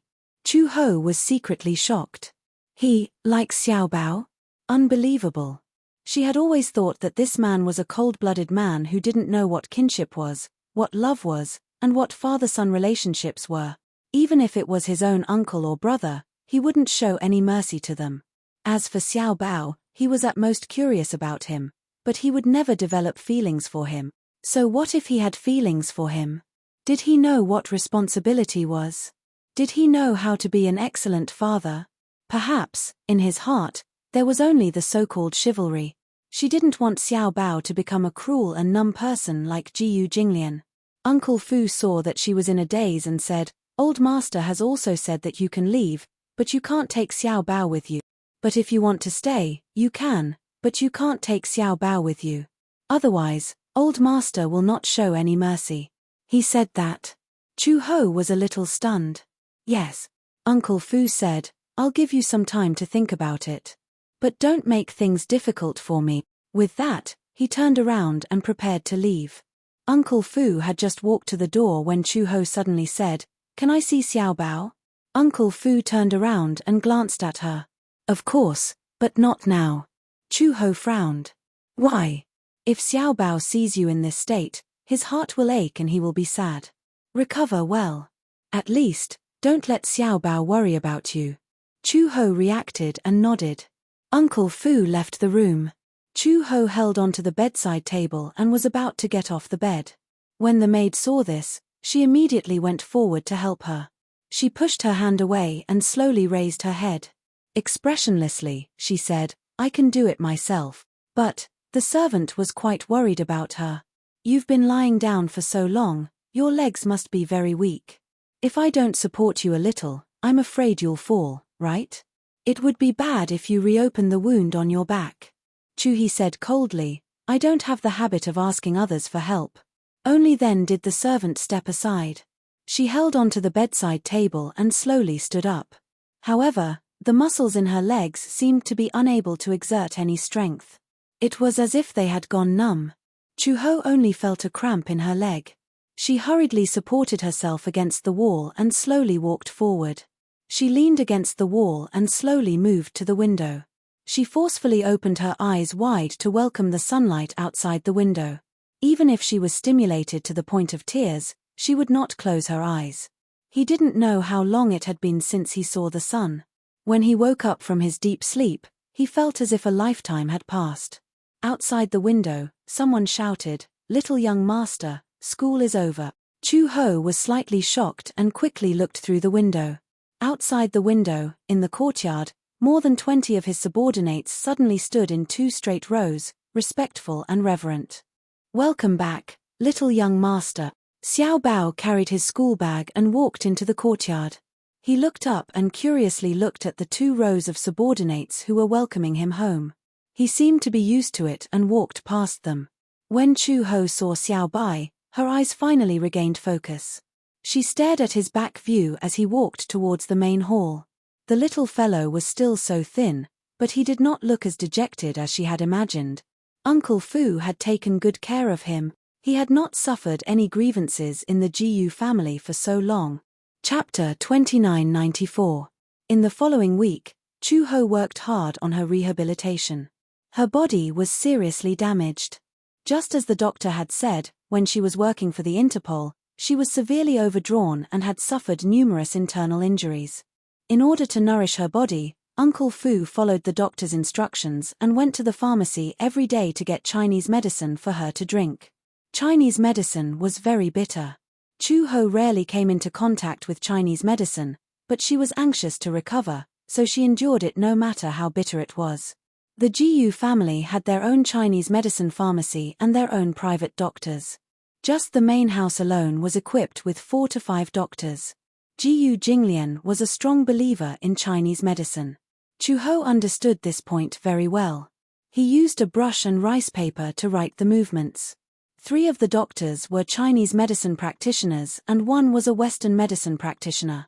The main house of the Jiyu family still retained the appearance of the old house from 100 years ago.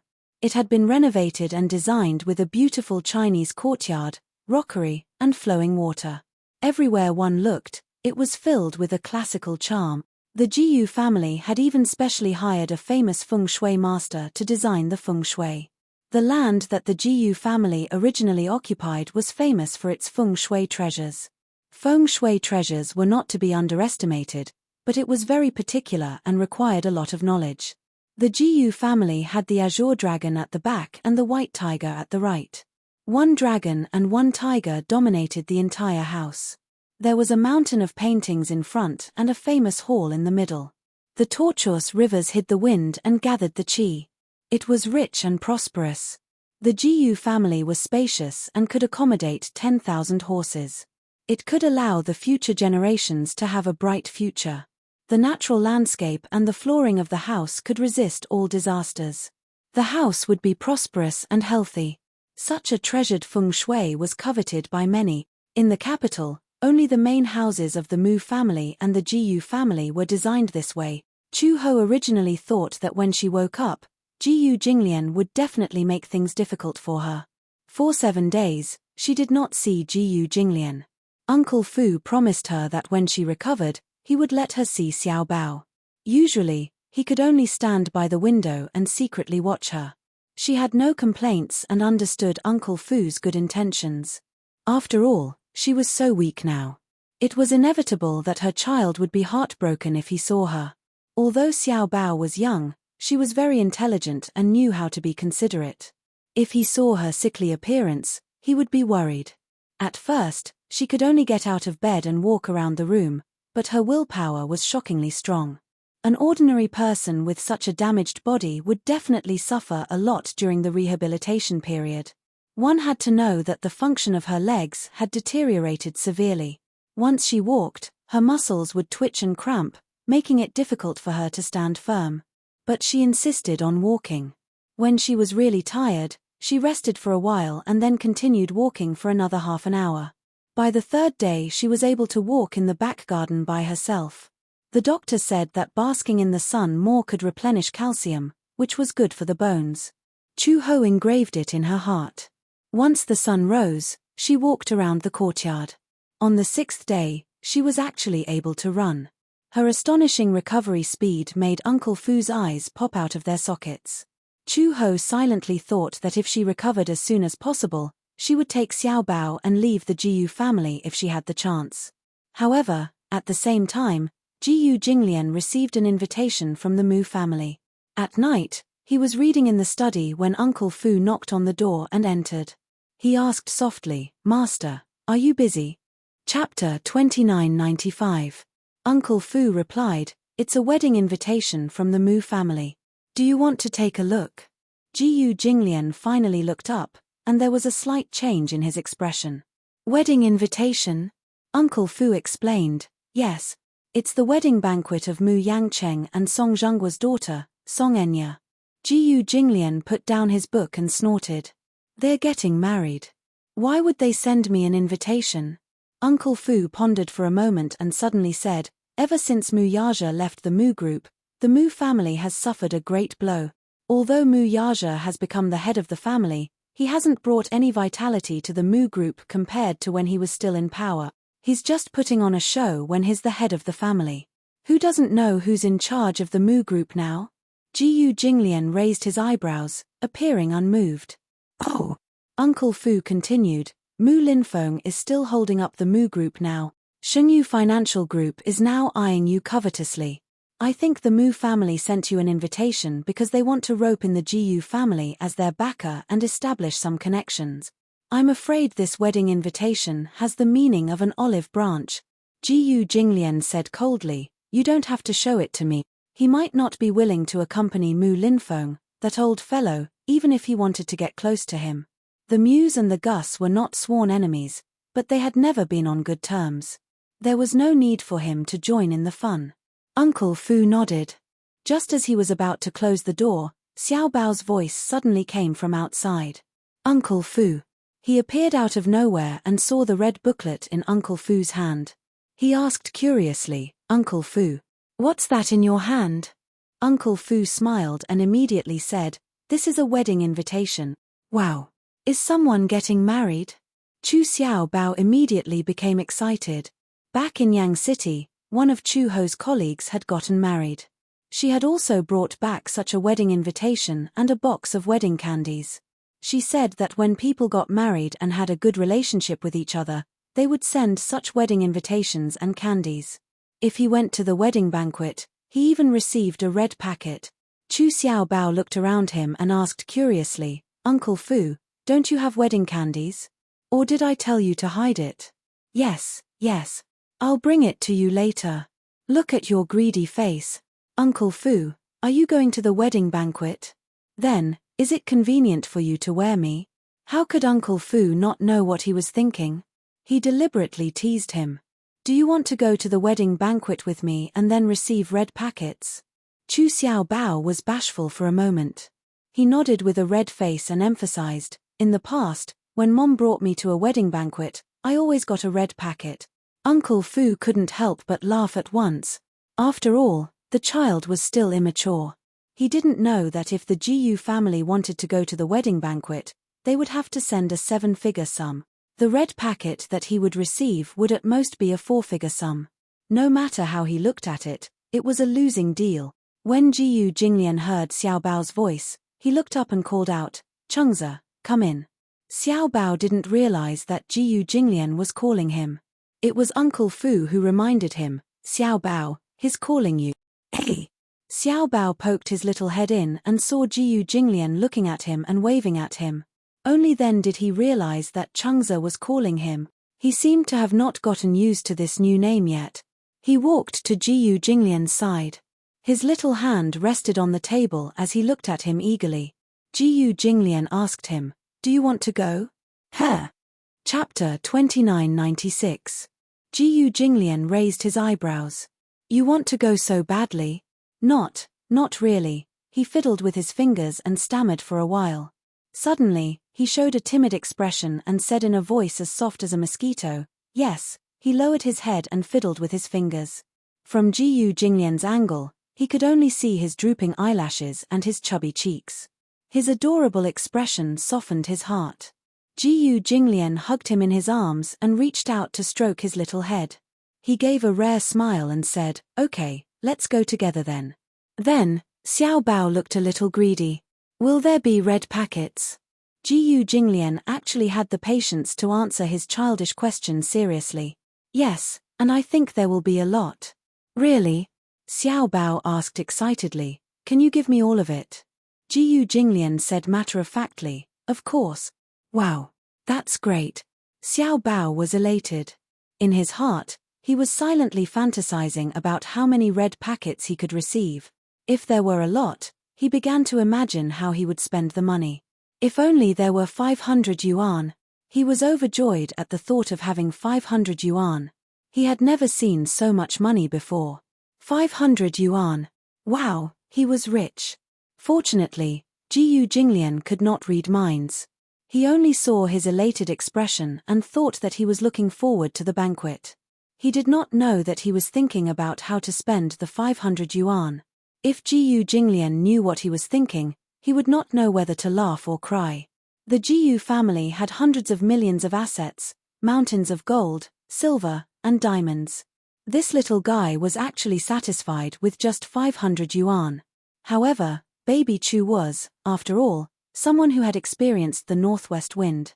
His concept of wealth was different from Jiyu Jinglian's, who was used to living a life of luxury since young. The banquet was held on the weekend at a 6-star hotel owned by Mu Group. That morning, Jiyu Jinglian woke up very early. Butler Fu ordered someone to push 2 rows of mobile clothes racks over.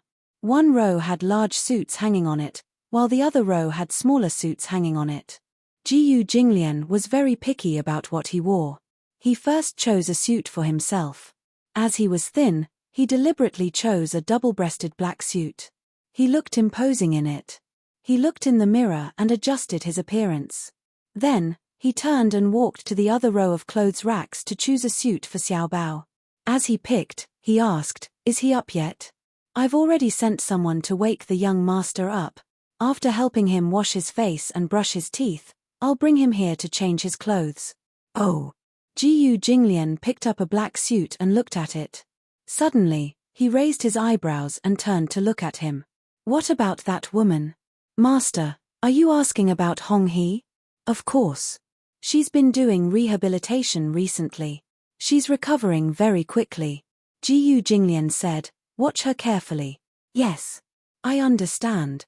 After a while, the servant carried the little guy over. Xiao Bao was still sleeping. He was in a daze and looked like he was living in a dream. His eyes were not fully open.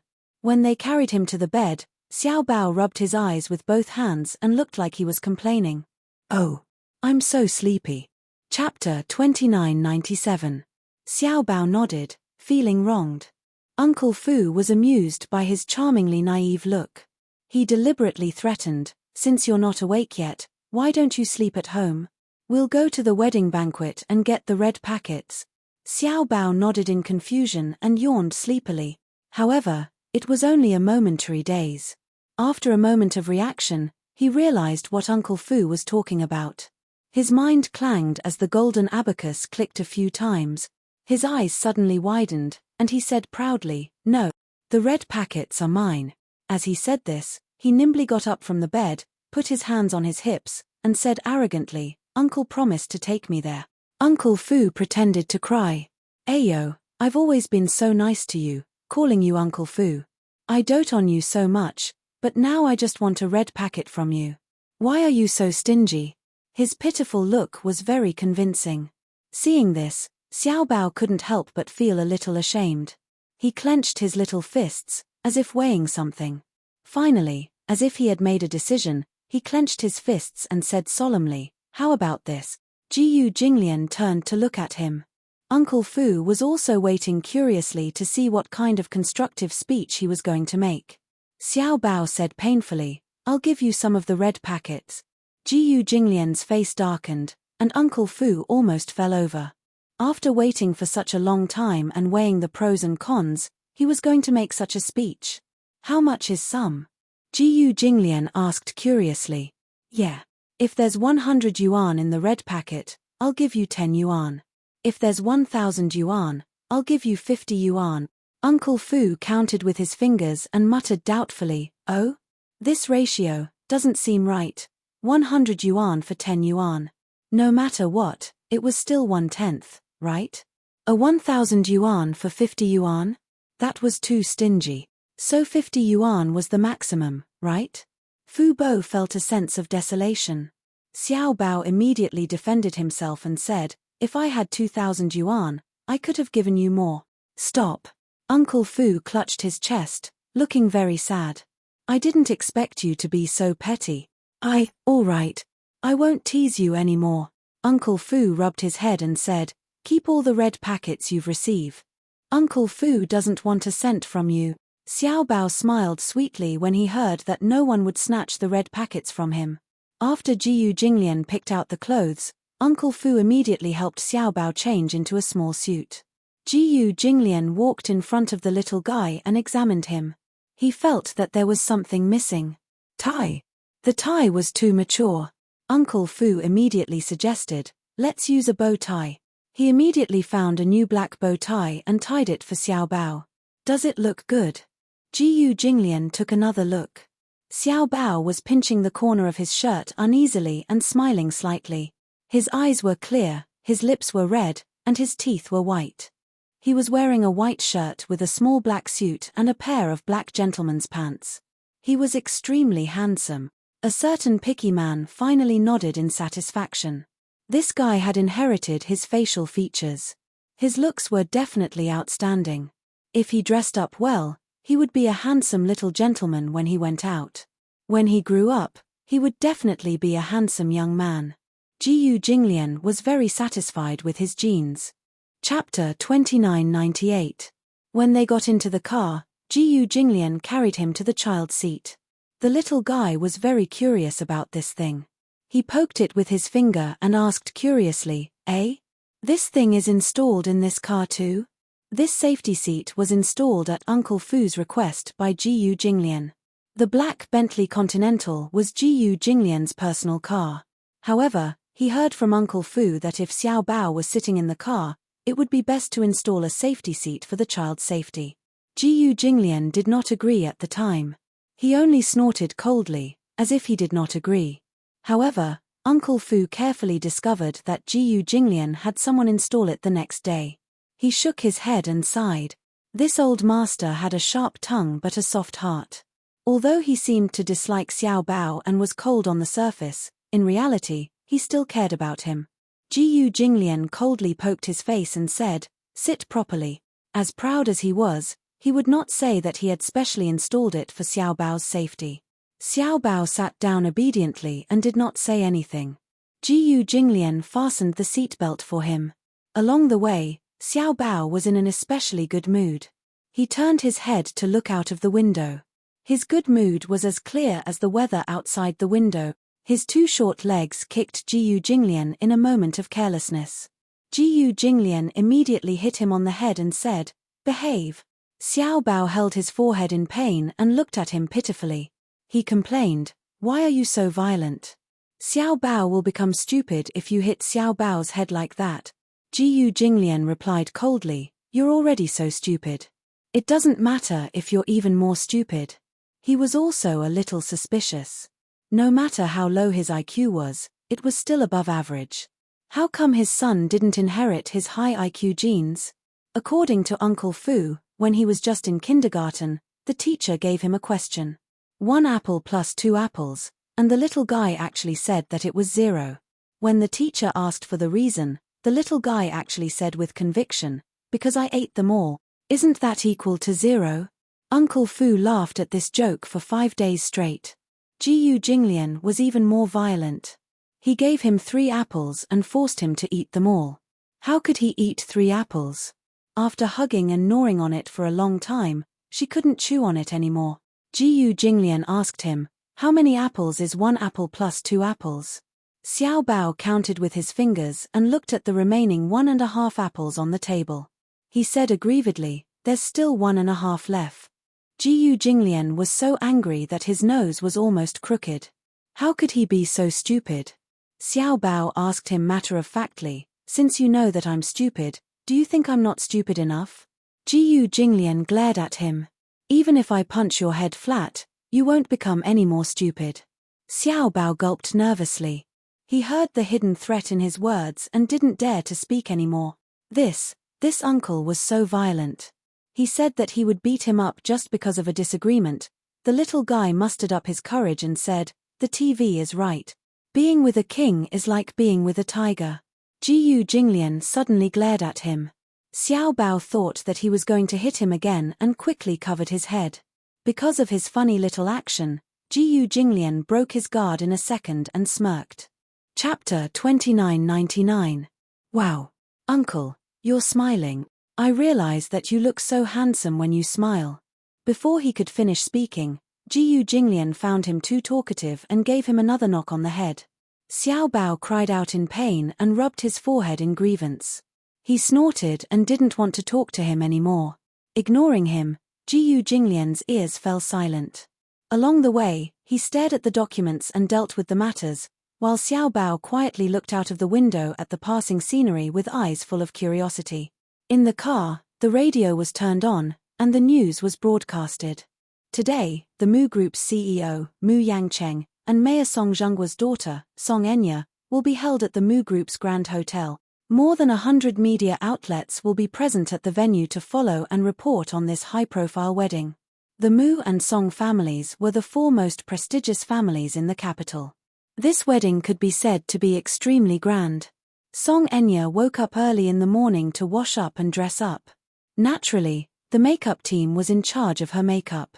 Makeup, styling, and wedding dress. After a busy morning, Song Enya put on her wedding dress and stood in front of the full-length mirror, silently examining herself. Some time ago, she had lost the fetus due to a miscarriage. As a result, her body was greatly damaged and she was very weak.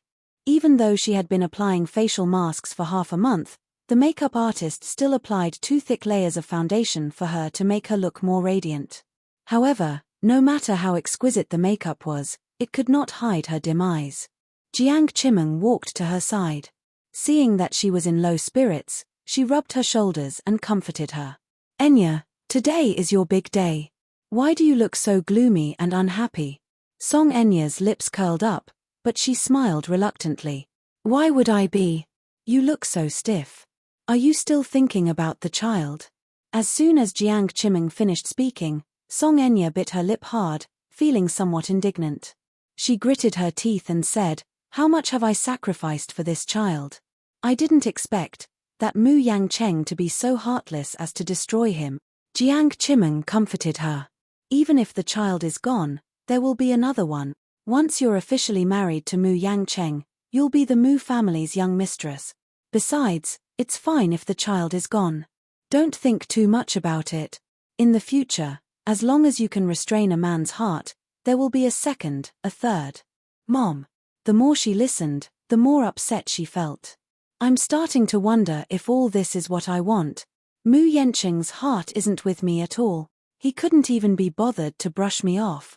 If it wasn't for his aunt who made the decision, he would definitely use this as an excuse to break off the marriage. You're going to marry him soon. Aren't these worries unnecessary?" Song Enya asked uneasily, "Can we really get married? Why do I feel so uneasy?" Jiang Chimeng fumed. "Why do you always say such depressing things?" He was trying to destroy his own prestige. "This marriage must happen. Otherwise, all the hard work you've put in all this time will go down the drain." Clenching her fists tightly, she nodded with tears in her eyes. The wedding car was parked outside the Song family's villa. Chapter 3000. Mu Yangcheng took the bouquet with a slight frown and a cold expression. He slowly made his way to the door and successfully completed the procedure. When he arrived at Song Enya's boudoir, he knocked on the door. Song Enya was sitting on the bed, her white wedding gown spread out like a sacred lily. She had her head lowered. Her head was covered by a veil that covered her face. She looked up and met his eyes through the thin veil. The two of them seemed to have something on their minds. He had married her because he was under orders.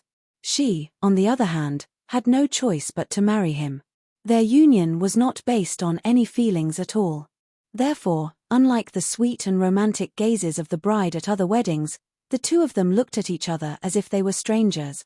After going through the formalities, Mu Yangcheng helped Song Enya into the wedding car. The two of them sat in the back seat, isolated from the hustle and bustle outside. Finally, Song Enya spoke in a low voice, "I thought that you wouldn't be attending today's wedding." Mu Yangcheng remained silent. Song Enya glanced at him and sneered. "Mu Yangcheng, you don't have to look at me like that.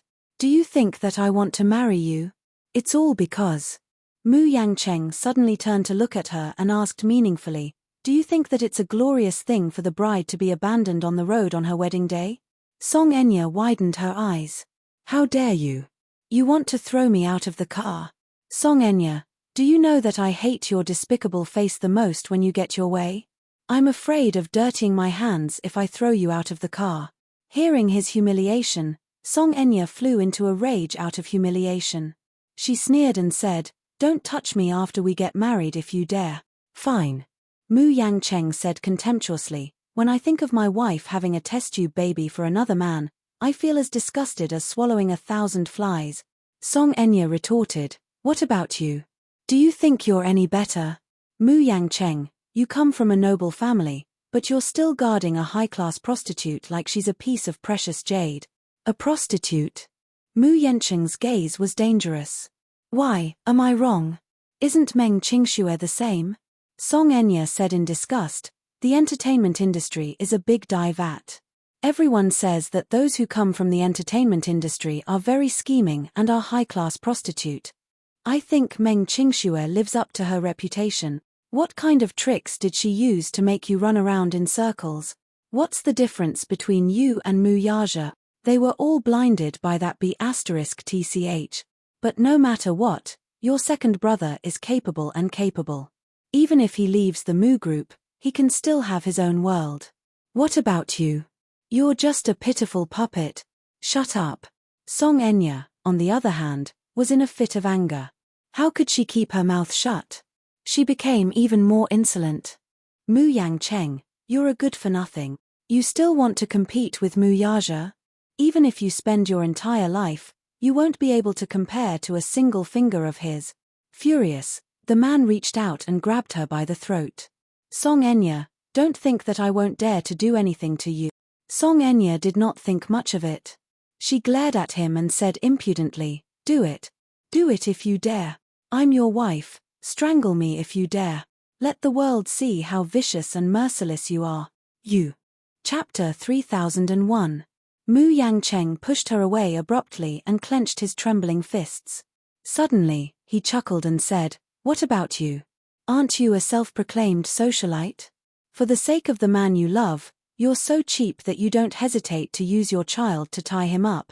You actually thought of using such a despicable method like IVF to conceive his child by hook or by crook.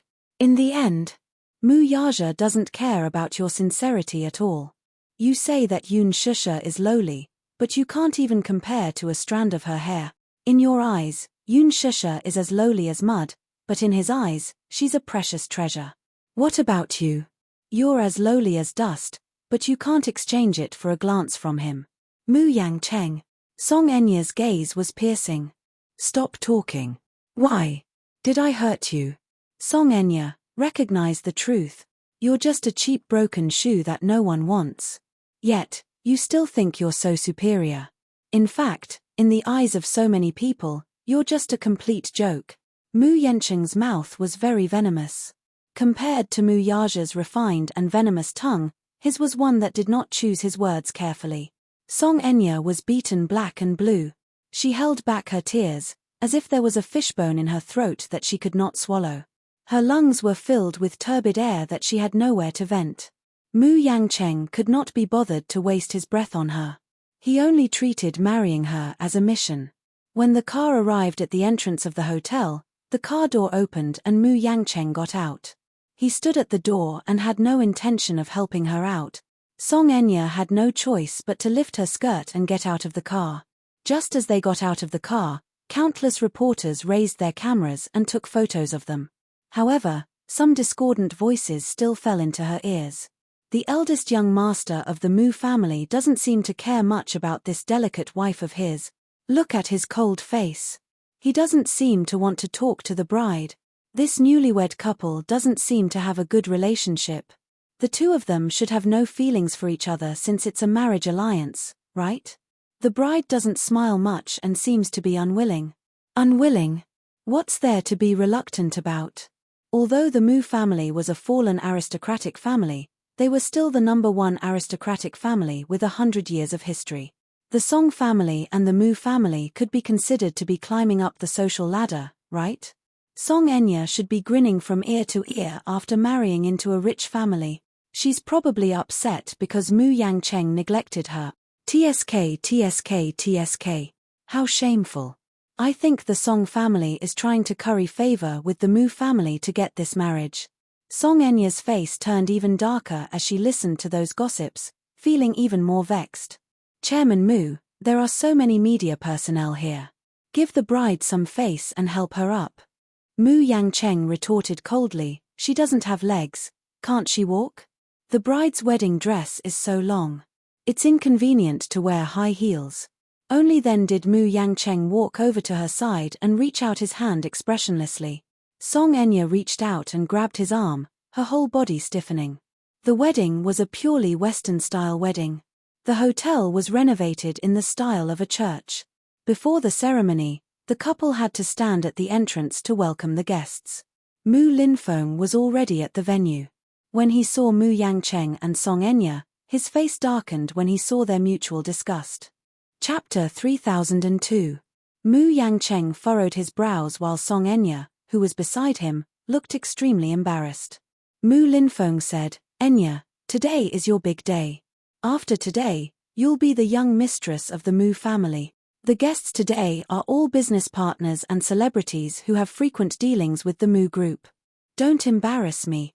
Mu Yangcheng nodded. Understood, second uncle. Song Enya nodded with a faint smile. The two of them stood at the entrance. The man was tall and handsome while the woman was as charming as a flower. For the time being, they looked like a match made in heaven. The Mu group had put in a lot of effort into this wedding. Be it the setting or the details, it was as luxurious as a royal wedding. Coupled with the media's tracking, this was the best opportunity for the Mu group to showcase its financial prowess. After Mu Yaja left the Mu group, many people were waiting to see how the Mu group would fare. There were even financial media outlets that were criticizing the Mu group. Now, no one was optimistic about the Mu group after Mu Yaja's departure. Everyone in the Mu family was suppressing their anger, waiting for the day of the wedding to use the extravagance to vent their frustration. Romantic music sounded at the venue. Mu Yangcheng and Song Enya stood at the entrance to welcome the guests, while Mu Linfeng and Mu Shuminit stood beside Mu Yangcheng. Song Zhanghua and Jiang Chimeng also arrived early to greet the guests. At this time, many guests had already entered the venue. Jiang Chimeng smiled especially brightly. Her daughter had finally married into a rich family and had gotten what she wanted. Jiang Chimeng had never had much status in the Song family. She could not compare to her elder sister, Jiang Yishan, for no other reason than that Jiang Yishan had married better than her. Although a beautiful woman had a short life, when she was still alive, she was definitely glorious with the title of the Mu family's young mistress. Just based on this, she was suppressed by Jiang Yishan. Things were different now, though. Now that Song Enya had married into the Mu family, her status in the Song family would be extraordinary. Therefore, she was smiling from ear to ear and was extremely pleased with herself. Many rich ladies who usually competed with her entered the venue and held her hand to exchange greetings. Chimeng, your daughter is getting prettier by the day. The Mu family is a big family. Now that Enya has married into the Mu family, you'll be able to enjoy life in the future. Jiang Chimeng did not like what she heard at all. What did he mean by I can enjoy life? Were they here to make fun of her?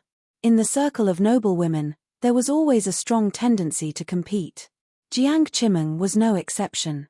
Now that she could hold her head high, she naturally couldn't be bothered to bicker with these gossips. Song Enya had no